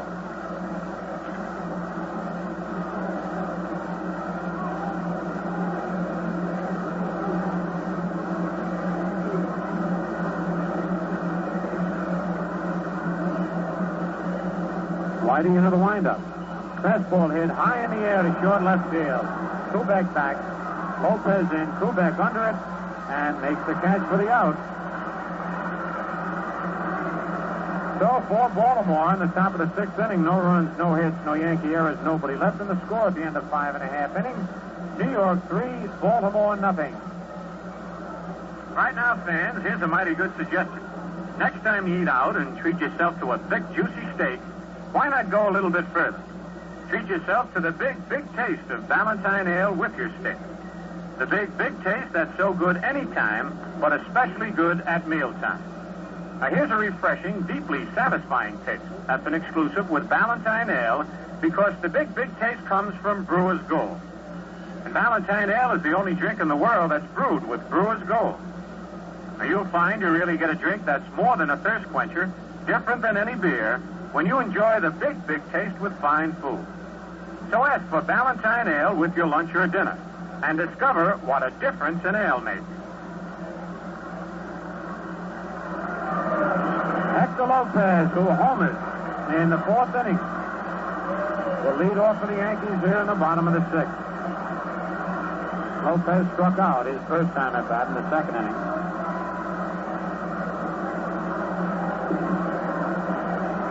On deck, Elston Howard. Steve Barber out on the mound for Baltimore. Yankees leading 3-0. The windup and the pitch to Lopez is low inside, ball one.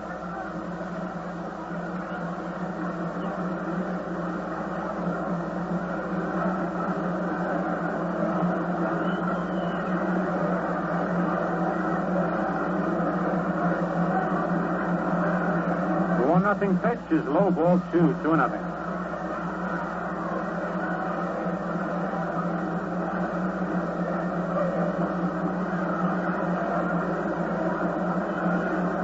Larry Knapp looking at the ball. It bounced into the dirt.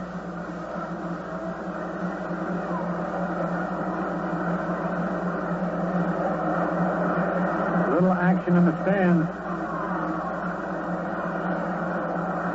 Everybody standing up.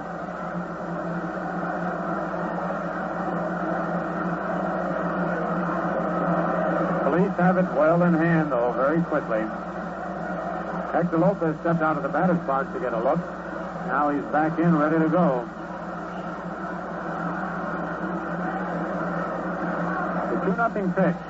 High, ball 3, 3-0.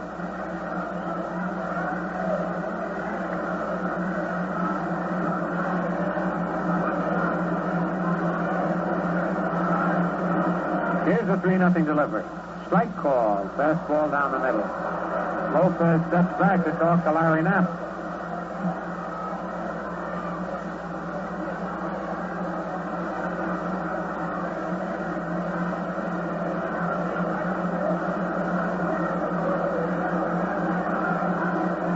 The 3-1 delivery is high, ball 4. The 6th walk given up by Steve Barber. Lopez at first with nobody out. And here's Elston Howard.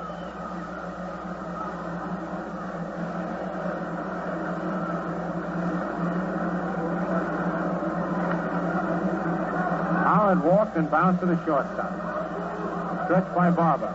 Pitch to Howard is taken over, strike one called. Elliott squared around the bunt of the ball and took it.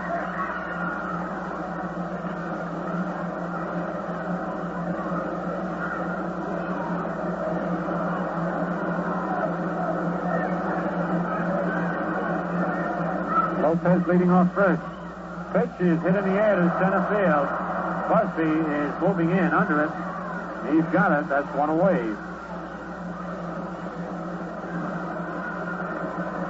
Brings up Cletus Boyer, fly to center and fouled out to third. One away. Lopez at first. 3-0 the Yankees lead. Bottom of the sixth. Tony Kubek on deck.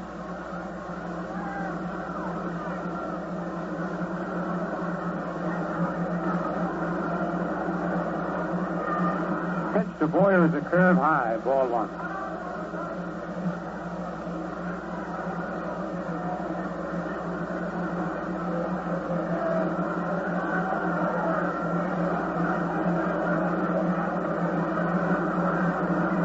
Stretch by Barber. Throw to first base, Lopez back.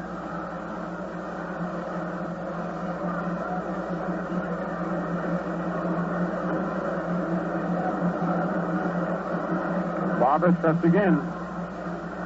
Another throw to first. Lopez is back.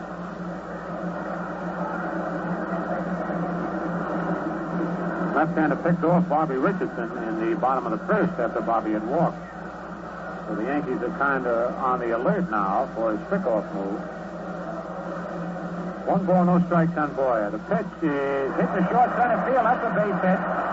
Lopez around second, going to try for third. The throw is cut off, and Lopez is in there.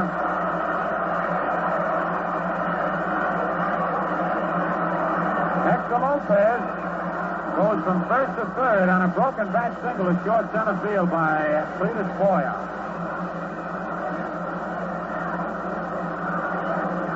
And that's the fifth hit off Barber.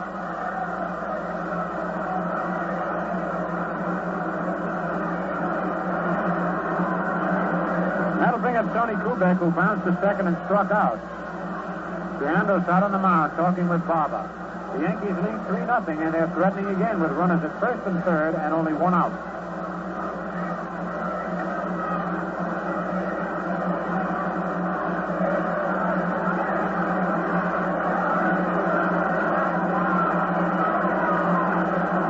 All right, Barber pitching from the stretch position.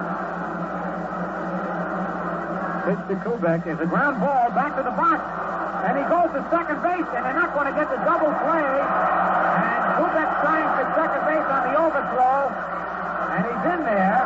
And had Barber thrown home, they'd have had Lopez easily. As Kubek hit a ball off the fifth to the right of the mound, Barber backhanded the ball. It was hit slowly. He had no chance for the double play. He wheeled and threw to second, getting the fourth play on Boyer. But Hanson's return throw was nowhere near in time. Went to the right of first base, hit the wall. The run scored, and on the overthrow, Kubek went to second base. So it's a fourth play. From 1 to 6, an RBI for Tony Kubek, scoring Lopez. The Yankees lead 4-0. And an error will be charged to Ron Hanson on his throw to first base. Cletus Boyer and Hanson had some words down there at second base. Boyer slid hard in at second base.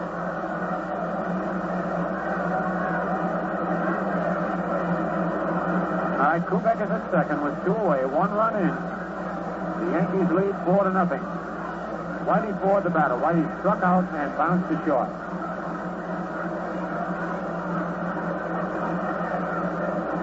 Here's the stretch, and the pitch inside, ball one.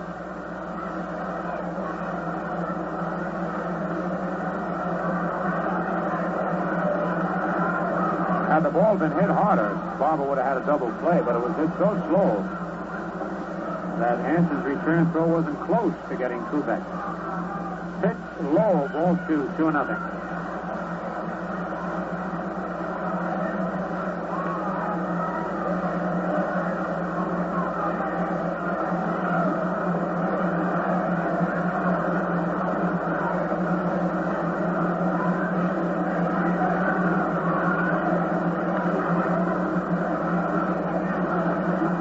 Out, 2-0 on Whitey. Pitch is in there, strike one call, 2-1 the count.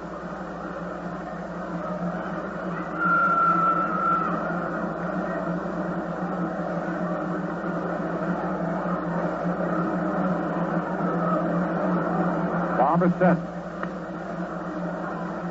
Fastball low, ball 3-1.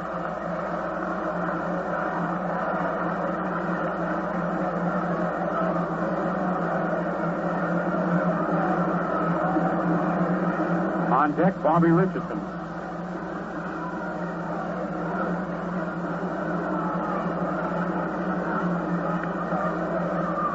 Here's a 3-1 pitch. Strike call, full count, 3-2.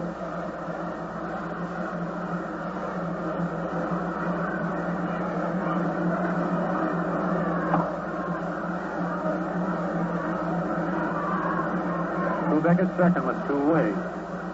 3-2 pitch. Low, ball 4. Whitey walks.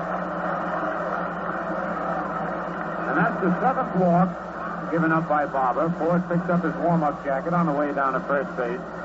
Richardson steps into the batter's box. Bobby's been on base all 3 times. 2 walks and a single. He scored once. Scored ahead of Maris's home run in the 5th inning. Lopez homered in the 4th inning. The Yankees lead 4-0.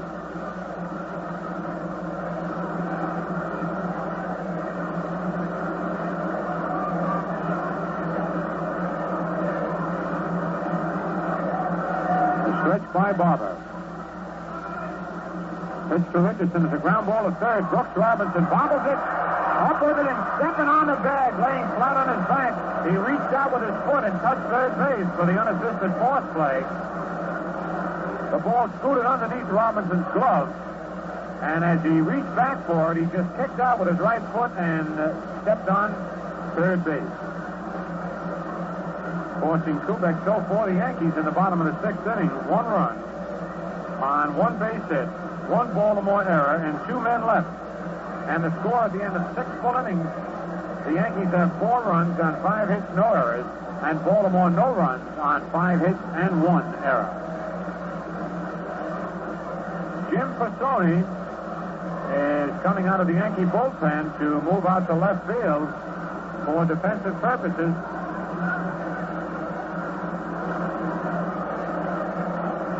On the scoreboard in the American League, Washington leads Boston 1-0 at the end of 4.5.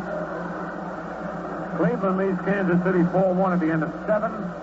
The White Sox lead Detroit 1-0 at the end of an inning and a half. Minoso homered in the 2nd. In the National League, Phillies 0, Milwaukee 0 at the end of 2.5. Cincinnati now leading the Pirates 3-1 at the end of 2. The Dodgers beat the Cubs this afternoon 5-4. And the Giants lead St. Louis 1-0 at the end of 3. Cepeda homered in the 2nd inning. So Casey Stengel figures with Whitey Ford pitching a strong ball game. He'll put his defensive left fielder in there, Jim Pisoni. Hector Lopez had himself a good night with a home run and a walk. He drove in a run and scored twice. We're ready to go here in the top of the 7th. And getting ready to take over the microphone. He'll bring you the rest of the game. Will be the voice of the Yankees, Mel Allen. Hello there, everybody. Thank you, Phil. Jim Pisoni's in left field for the Yankees. Ron Hanson at bat. Ford's pitch is high, ball 1. Ron Hanson struck out, slide to right. 4-0 New York in the 7th inning. Ford to the windup. The pitch to the right-hand batter swung on and popped high in the air, coming back toward the screen. Howard moving right at the screen and has it.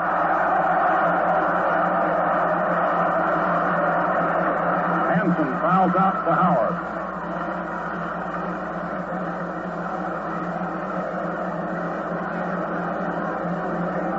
Now coming up, Gus Triandos, fly to center and singled to left.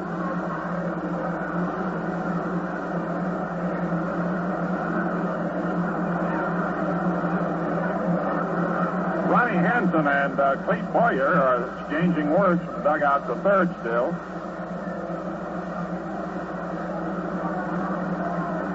It started, as you recall, in the last of the sixth on the sliding in to second base.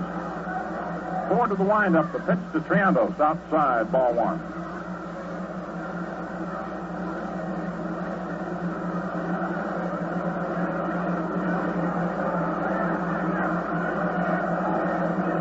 Gus fly to center, single to left. Here's the pitch, and it's over. Strike one, 1-1.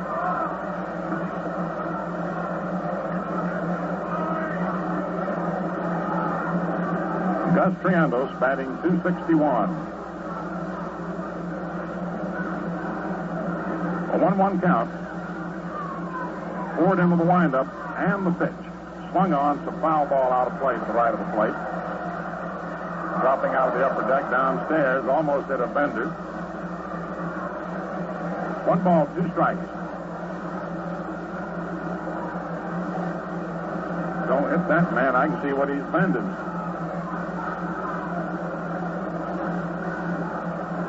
A 1-2 count on Gus Triandos.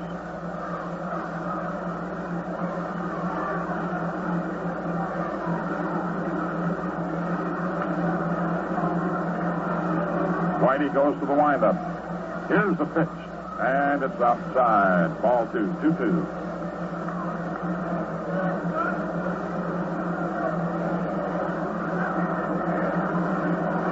Two balls, 2 strikes.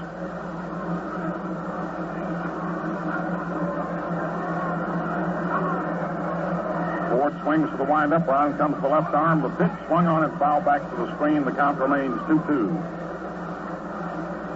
A 2-2 count on Big Gus.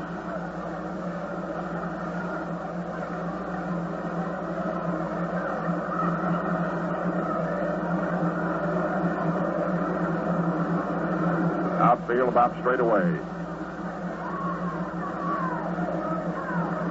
Forward again to the windup. Here's the 2-2 pitch. Outside, ball 3. Full count now. 3-2.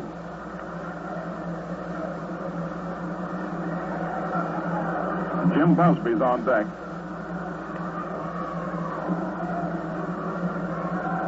Whitey to the windup, and the 3-2 pitch. Swung on, fouled off out of play again to the right of the plate, into the upper deck.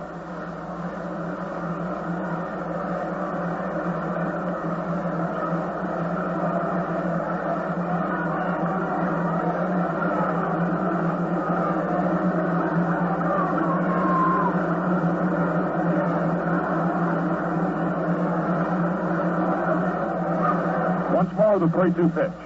Swung on and missed. Strike 3. Struck him out. Two down in the 7th inning. And the batter's Jim Busby grounded to second and singled to center. 5 strikeouts for Ford. Howard's out to talk to Whitey.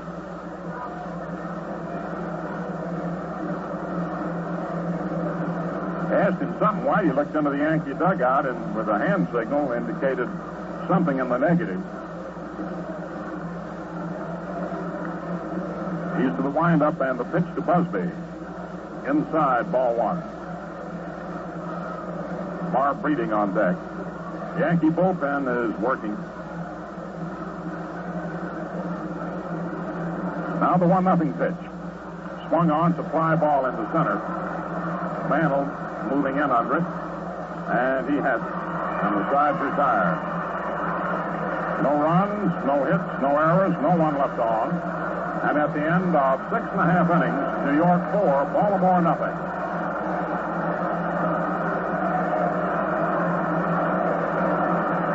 Let me give you the good word about something really big. I mean the big taste of Valentine Ale. pour yourself a glass full and discover its refreshing, satisfying goodness. Enjoy its big difference in taste that comes from Brewer's Gold, a rare strain of hops used exclusively in Ballantine's own true ale recipe. You know, Brewer's Gold makes Ballantine ale more than a thirst quencher, different than any beer, because, well, I tell you, this ale just brings out the best in food. You really enjoy your favorite meal even more when you enjoy it along with a big, big taste of Ballantine ale. So why not see what a difference an ale makes? A Ballantine ale with Brewer's Gold. Now the last half of the seventh inning. Roger Maris, Mickey Mantle, and Bill Skowron coming up. Maris took a third strike, lined to second, and then hit his 39th home run of the year in the fifth inning with Richardson aboard. Batting .282. Left-hander Steve Barber's pitch is inside, ball one.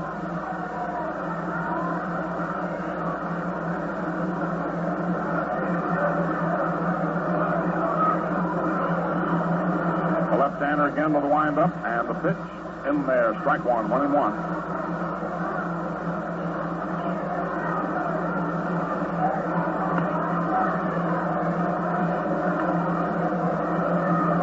One ball, one strike.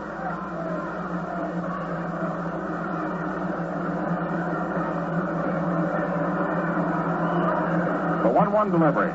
Took out inside, ball two. Started a curve, didn't work well.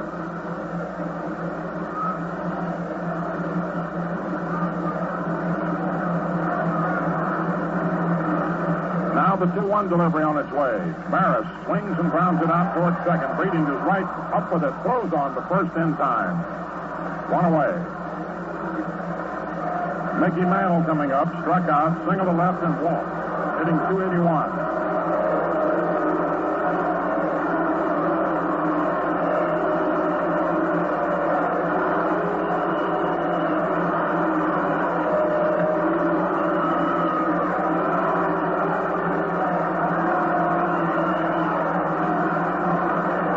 Into the windup and the pitch over the outside corner. Strike one.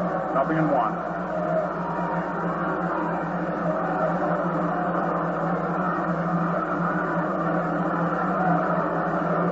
The one-strike pitch. Swung on, bounced to deep short. Ron Hanson's long throw gets him. Two away. Hanson fielded that ball deep into the third base hole and threw him out. Now Bill Skowron drew a walk, popped to second. The next two times up.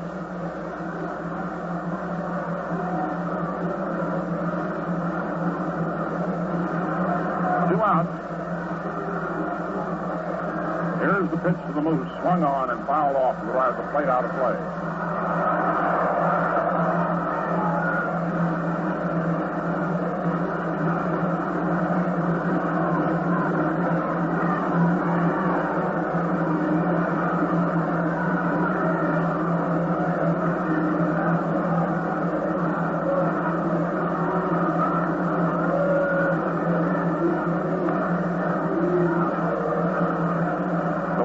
Pitch. Swung on, fouled off again to the right of the plate, out of play. Two strike count on Moose.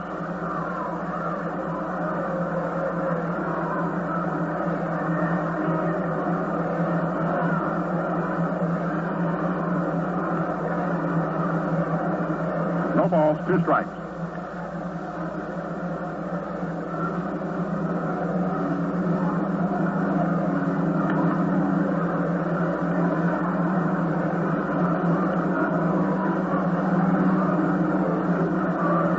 Left-hander goes to the windup. The pitch swung on, hit foul into the upper deck in left field. Count remains two strikes.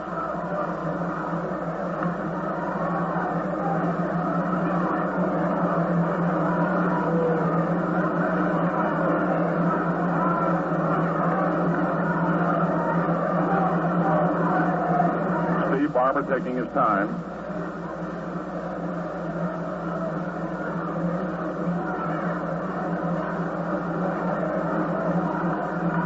in the seventh, 4-0 New York.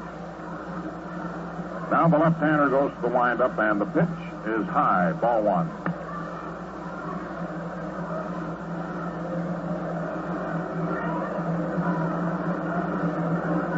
A 1-2 count. And the 1-2 delivery. Swung on, grounded to second. Breeding to his left, up with it, throws to Topo, and the side is retired. No runs, no hits, no errors, no one left on. And at the end of 7 innings of play, New York, 4 runs, 5 hits, and no errors, 6 left on. Baltimore, no runs, 5 hits, 1 error, and 4 left on. There's nothing like a glass of cool Ballantine ale when it teams up with any of your favorite meals. So try the big taste of Ballantine ale and see what a difference an ale makes. We pause for station identification.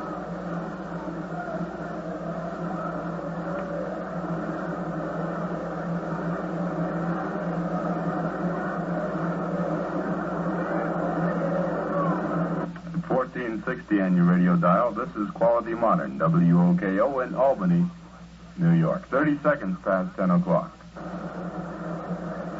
Detroit leading Chicago 2-1 end of 2 innings. Larry and Wynn. Minosa homered for the White Sox. Cleveland leading Kansas City 4-2 end of 8. Washington leading Boston 1-0 end of 5.5. In the National League, Philadelphia, Milwaukee scoreless end of 3.5. Cincinnati 3, Pittsburgh 1 at the end of 3. San Francisco 6, St. Louis nothing at the end of 3.5. This afternoon, Los Angeles beat Chicago 5-4.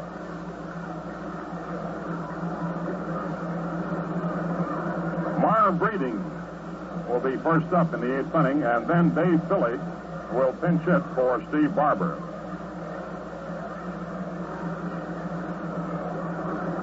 Breeding grounded to third and popped out to first. Batting .270. 4-0 New York, 8th inning. Ford into the windup, and the pitch in there, strike one. Yankee bullpen's busy.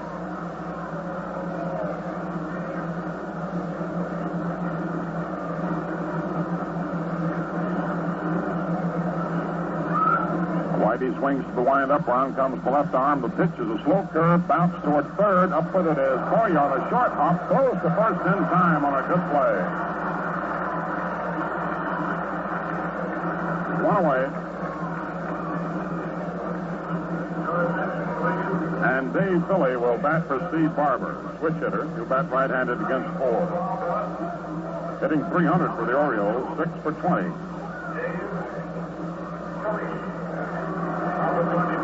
Jackie Brandt on deck.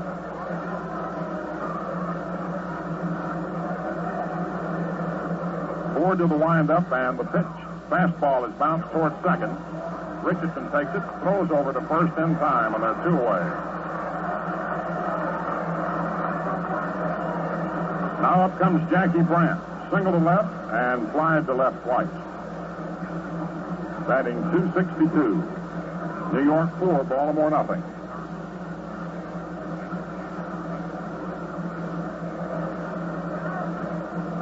Gene Woodling on deck.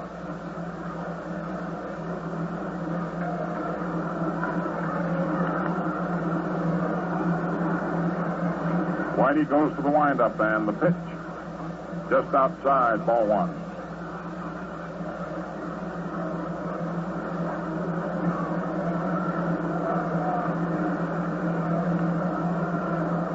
Here's the 1-0 offering.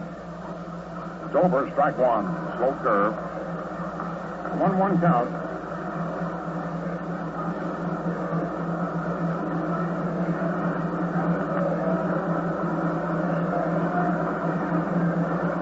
Here's the 1-1 pitch. Jackie Brandt takes a curve over, strike two, another slow curve. 1-2.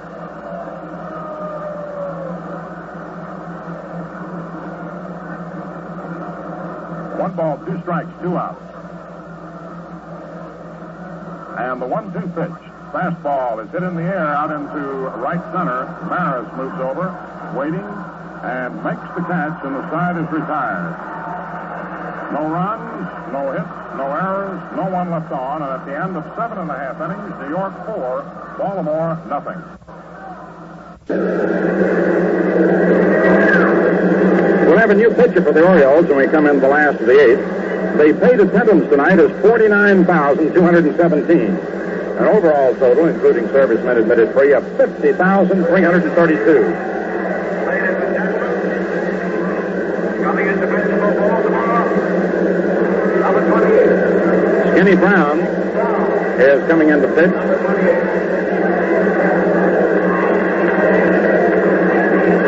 Skinny Brown comes in to do the pitching. Steve Barber worked 7 innings, allowed 5 hits, walked 7, and struck out 5.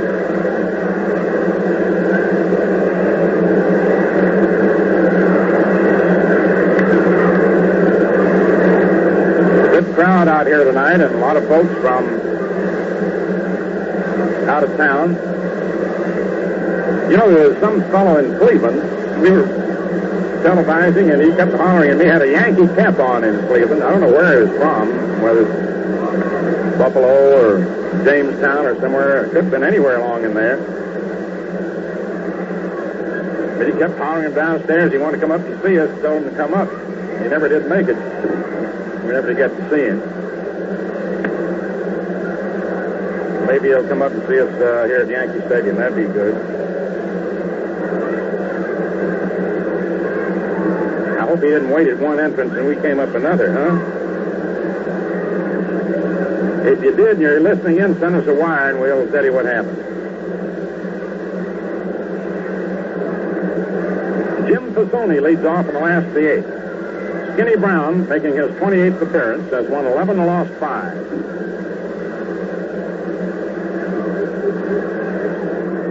The right-hander into the windup, the pitch, swung on and fouled back up here. Strike 1. Jim Fasoni, who went in for Lopez last inning, will be followed by Elston Howard and Clete Boyer. Orioles have Woodling, Robinson, Dropo coming up in the 9th inning. Next pitch swung on, grounded to third. Up with it is Robinson, flips to Dropo, and Fasoni is retired.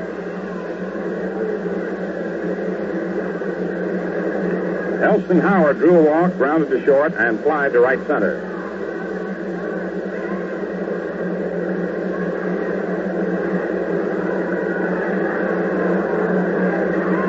One away in the last of the eighth, 4-0 New York. Skinny Brown to the windup, and the pitch swung on. Ground ball hit out to second. Breeding up with it, flips on to Dropo, and Howard is retired. Now Clete Boyer, fly to center, fouled out to third, and single to center.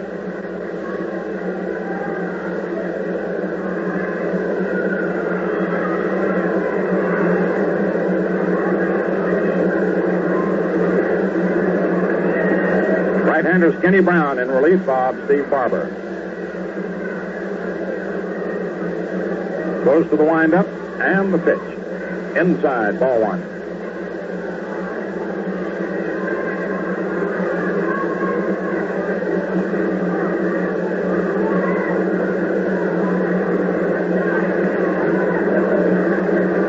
Nothing delivery.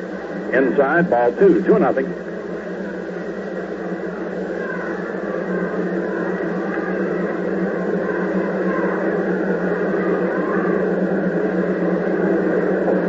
Two balls, no strikes.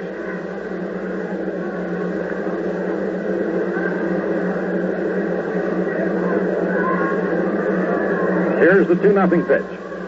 Over, strike 1, 2-1. Brown has done a fine job of spot pitching, relief pitching. The veteran taking some of the pressure off those young fireballers. Next pitch is in, strike 2. 2-2. He doesn't overpower you, but he sneaks his fastball in here and there. Good curve, slider, knuckleball. 2 balls, 2 strikes, 2 outs. 4-0 New York, 8th inning. Brown to the windup, the pitch, and Boyer swings and fouls it back. Count remains 2-2.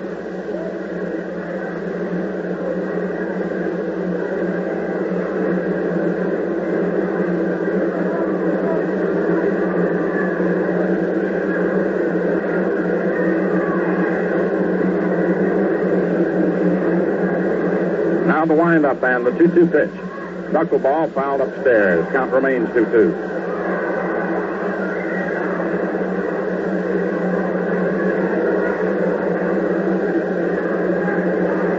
2 balls, 2 strikes.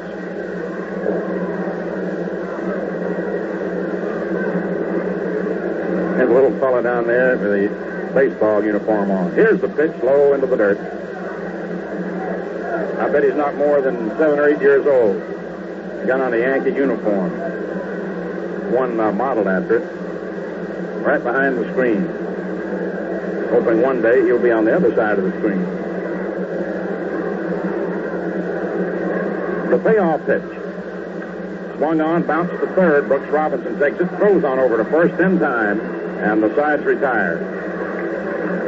No runs, no hits, no errors, no one left on, and at the end of 8 innings, New York 4 runs, 5 hits, no errors, 6 left on. Baltimore no runs, 5 hits, 1 error, and 4 left on.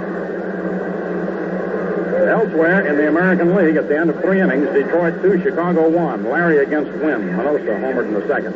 Cleveland defeated Kansas City 4-2. Perry, the winner, Garver, the loser. Tuttle homered for the A's, and Delahose, Romano, and Francona all homered in the third for the Indians. Washington 2, Boston nothing, end of 6 innings. Stobbs and DeLotte. In the National League, Milwaukee leading Philadelphia 2-0, end of 4. Spahn and Buzhardt. Cincinnati 3, Pittsburgh 2 at the end of 3.5 innings. Witt relieved Haddix in the third for the Pirates. So 2 pitching for the Reds. San Francisco 6, St. Louis nothing, last of the fourth. Marichal for the Giants. Simmons relieved by Klein in the fourth for St. Louis. Home runs, Cepeda and Kirkland. Kirkland with 1 on. Los Angeles beat Chicago this afternoon 5-4. Sherry, the winner, in relief of Drysdale, came on in the 7th. Chapernoff in the 8th in relief, the loser. Ellsworth had started. Howard homered in the 6th, 1 on. Now to the 9th inning. Gene Woodling up, struck out, single to right, and grounded to first. New York 4, Baltimore nothing. Woodling batting .282. Whitey Ford gets the sign. Goes to the windup, and the pitch to Woodling. Swung on and fouled back, strike 1.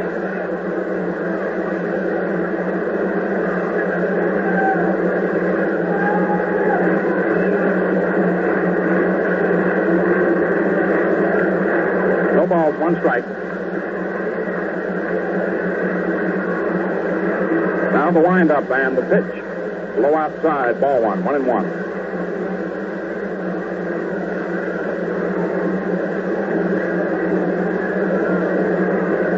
A 1-1 count on Woodling. Forward to the windup and the pitch to Gene. Swung on as a ground ball hit out to second. The throw to first in time. Bobby Richardson had a flash way over his right to grab it. And Woodling is retired. Now Brooks Robinson grounded to third into a double play. Beat out a bunt to third and flied to center. Hitting .296. Walt Gropo on deck.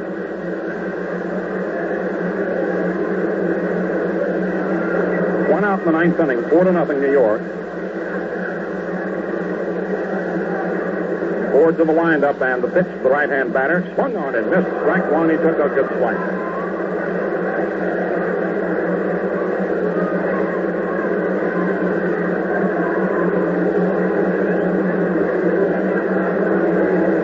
Now the windup and the next pitch. Swung on to high pop.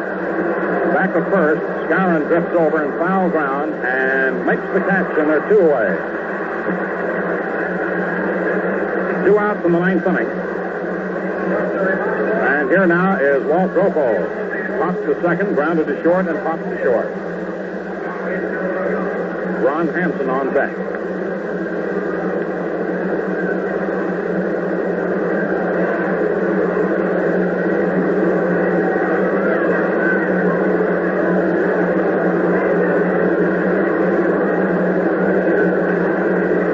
Whitey Ford studying the sign.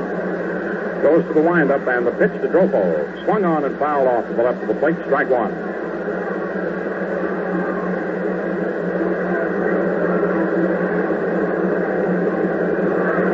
The big man from Moosup, Connecticut. Walter Gropo.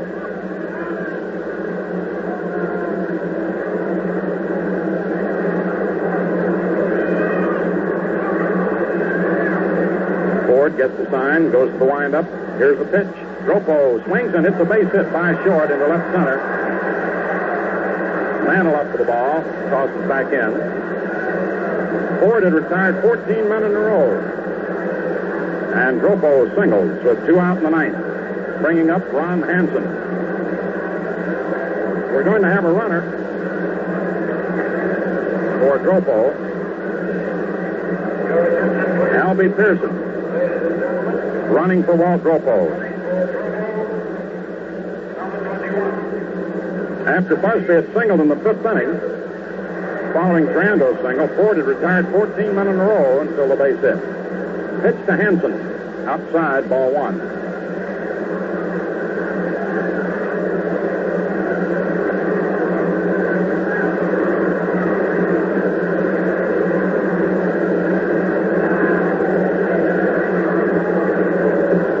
One ball, no strikes. Whitey into the stretch. And the pitch. Outside, ball 2. 2-0.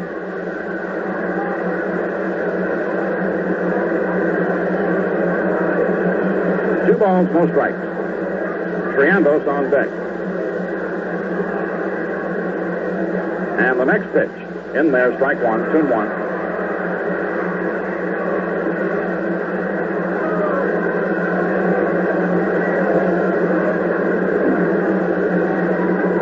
He's playing a little shallow out in left, although Hanson's got good power out that way. The 2-1 pitch. Swung on and fouled off upstairs. Strike 2. 2-2.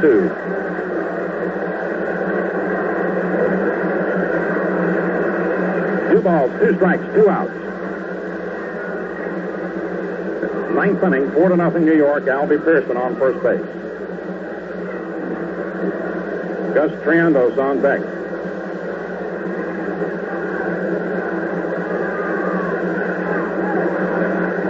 Stretched by Ford. Here's the pitch. Swung on and fouled the left of the plate. Count remains 2-2.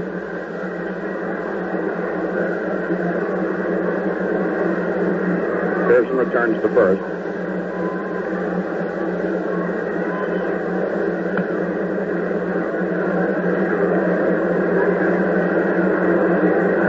Whitey gets the sign from Howard.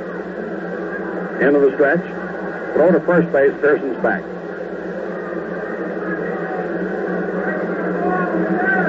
Two balls, 2 strikes. Yankee bullpen's working. Whitey to the stretch. Here's the pitch, and Hanson swings and drives it out to right center. Mantle racing hard and can't get it, and then kicks the ball. And the runners go to second and third. Hanson drops the base hit into right center. Mantle tried for the shoestring catch and couldn't make it. It's a double for Ron Hanson. Batter now is Gus Triandos. Slide to center, single to left, and struck out.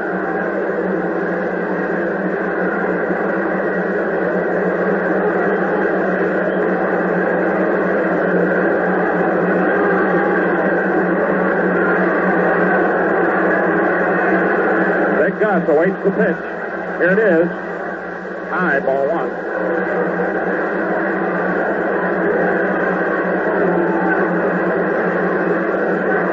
Casey's out of the dugout.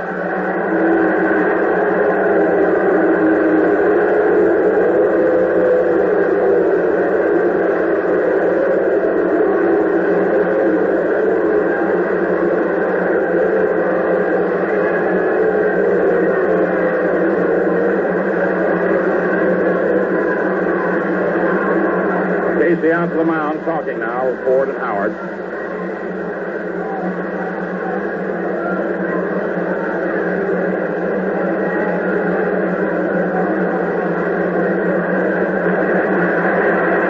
Stays in. Now Casey goes back to talk to Ford.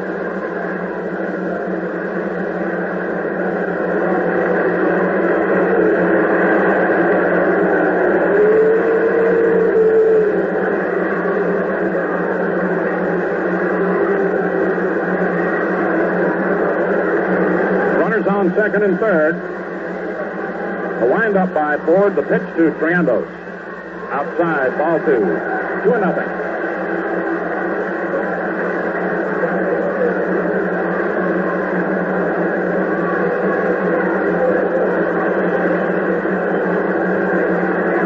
The 2-0 pitch. Outside, ball 3.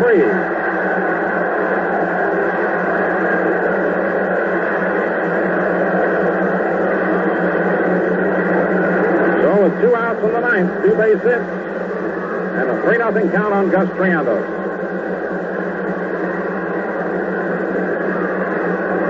Now the 3-0 delivery. It's in there, strike 1.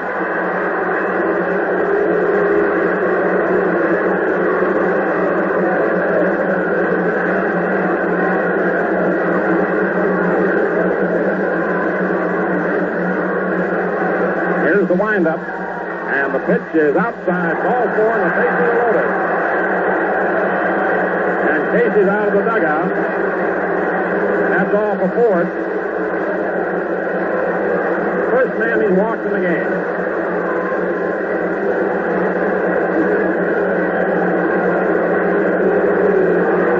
Ford went 8 2/3 innings, giving up 7 hits, 2 here in the ninth, walked 1. Struck out 5.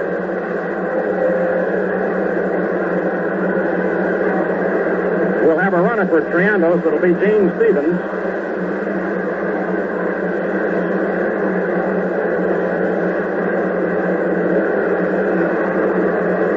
With 2 down the ninth, the Orioles have loaded the bases. And Bobby Shantz is coming out of the bullpen.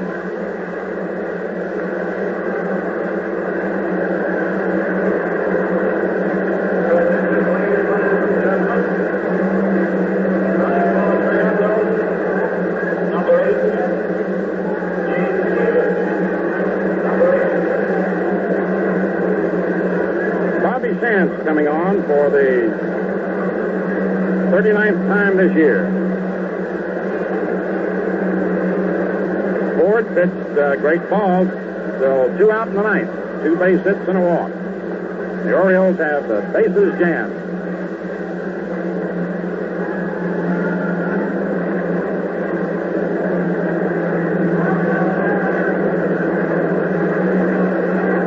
Jim Busby is the scheduled batter.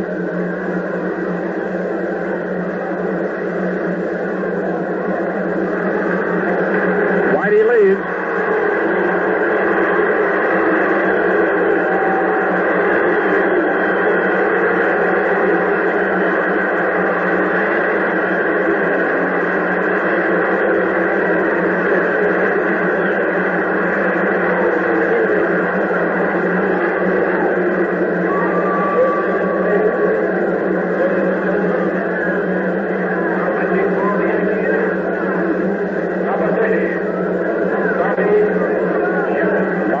Taking his warm-up pitches.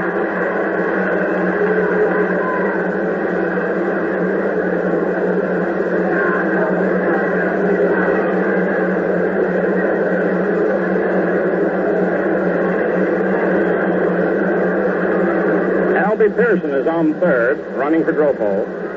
Hanson is on second, and Gene Stevens, running for Triandos, is on first.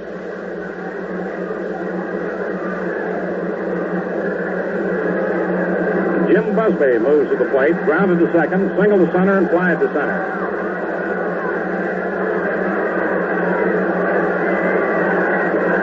Three on. 4-0 New York, ninth inning.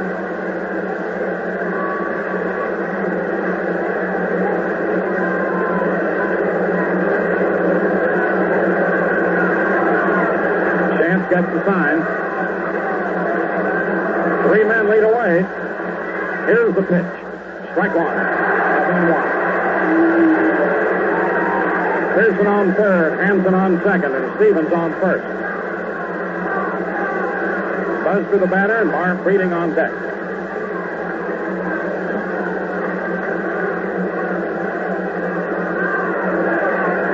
Three men lead away. The windup. Here's the pitch, and Busby swings and fouls it to the left of the plate. Strike 2. 0-2.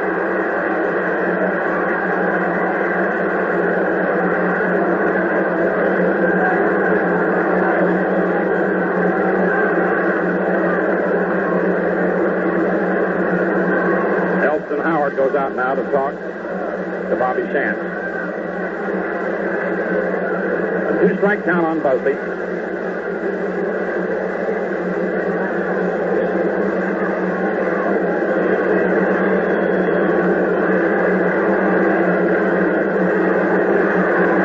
No balls, 2 strikes, 2 outs, 3 on.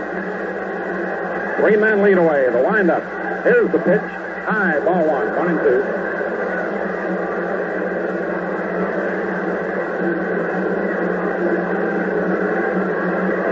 Pearson on third, Hanson on second, Stevens on first. 4-0 New York, 9th inning. 3 men widen their lead. The windup. Here's the pitch. Outside, ball 2, 2-2. Has missed the corner.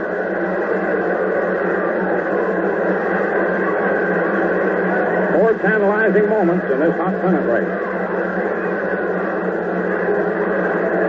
2 balls, 2 strikes. 2 outs, 3 on. 3 men widen their lead. The windup. Here's the pitch.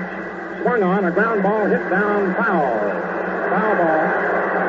Moose fell down after feeling it. It's a foul ball.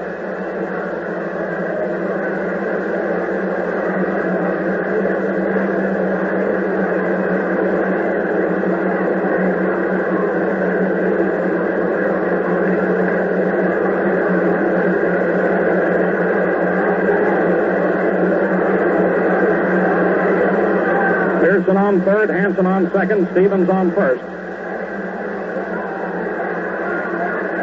Now the windup, and the 2-2 pitch. Swung on, it pops up in the air, but it's coming back and going to be out of play. Count remains 2-2.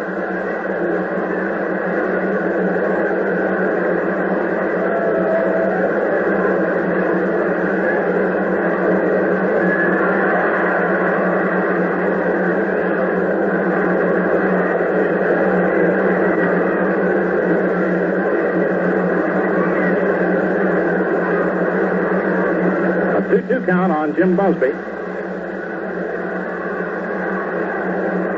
Pearson on third, Hanson on second, Stevens on first. They widen their leads. The windup. Here's the pitch. Swung on and hit foul down the third base line. The count remains 2-2.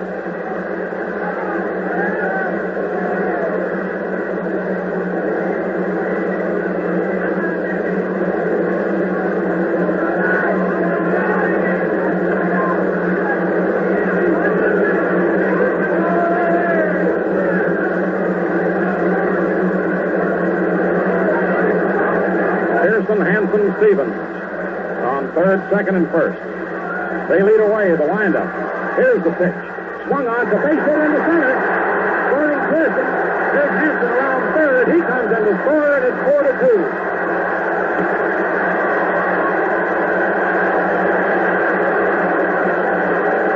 And the Orioles with 2 outs have scored 2 runs.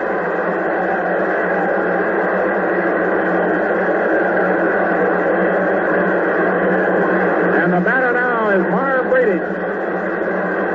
Jim Busby single to center. Scoring Pearson and Hanson.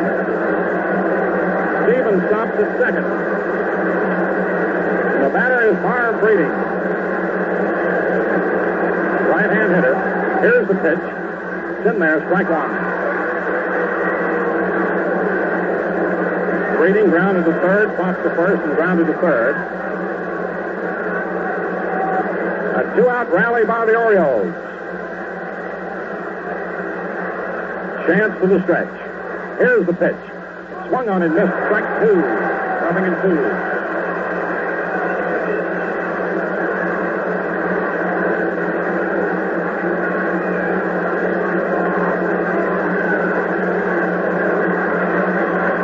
Stevens leads off second. Busby off first. The stretch. Here's the pitch. Swung on and missed. Strike 3, and the ball game is over. And Bobby Shantz strikes out Brady, and the Yankees win it 4-2.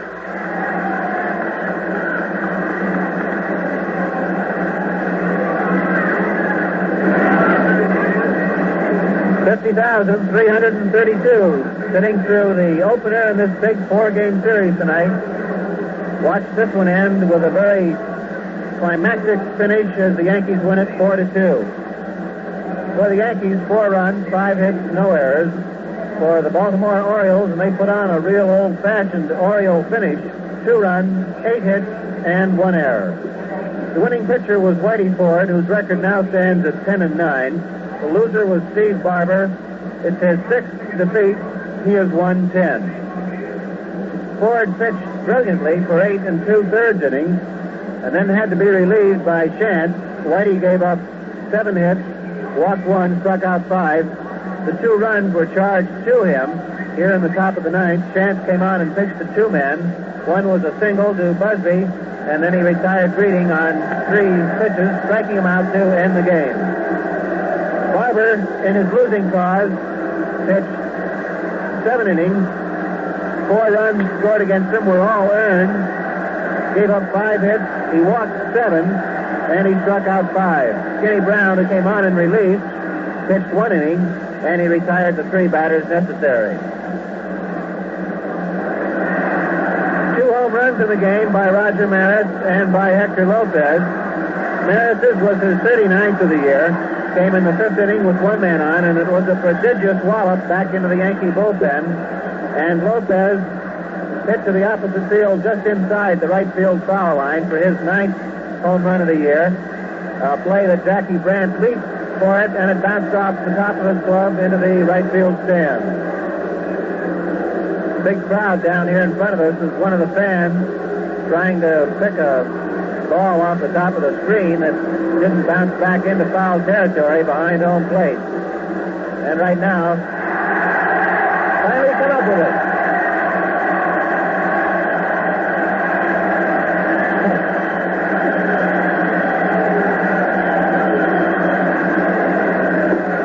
Fans give him a round of applause, as you heard. Quickly looking at the scoreboard, in the National League this afternoon, the Los Angeles Dodgers defeated the Chicago Cubs 5-4.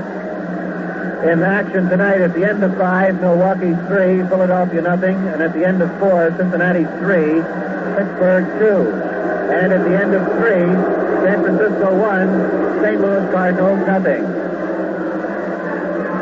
In the American League, Cleveland has defeated Kansas City 4-2. And at the end of 7, the Senators lead the Red Sox 2-0. And at the end of 4, the Detroit Tigers are ahead of the Chicago White Sox 2-1. We'd like you to remind you that the ticket office here at the stadium has advised us that box and reserve seats are available for tomorrow afternoon's contest when the Yankees will send Bob Turley against the rookie star for the Orioles, Chuck Estrada, in the second game of this key series. And don't forget that tomorrow's Ladies' Day. The stadium and the stadium ticket offices will open at 10:30 a.m., both tomorrow and for Sunday's doubleheader. So remember, fans, that both box and reserved seats are available for tomorrow, and reserved seats are available for Sunday's doubleheader. Big series here, and you won't want to miss it, so come on down to the stadium if you have an opportunity. We'd like you to remind you that tomorrow, airtime will be 1:55, and Atlantic and Valentine will be very happy to bring all the action to you. Well, it winds up another Valentine baseball broadcast. Tune in for more baseball tomorrow afternoon, as we told you, at 1:55. For now, this is Bill Creasy speaking for Mel Allen, Phil Rizzuto, Red Barber, Packy McFarland, and Pappy Durkin, saying that's all for now from the Atlantic Refining Company and your Atlantic dealer, who offer you Atlantic Imperial, the gasoline that cleans your carburetor and keeps it clean. And P. Ballantyne & Son, brewers of the crisp refresher, Ballantyne Beer, the largest selling beer in the East. Just a reminder that this broadcast is authorized under broadcasting rights granted by the New York Yankees, solely for the entertainment of our listening audience, and any publication, rebroadcast, or other use of the description and accounts of this game without the express consent of the Yankees and the American League is prohibited. Final score once again, Yankees 4, Orioles 2. This is the Home of Champions Network. This is radio station WOKO, 1460 on your radio dial.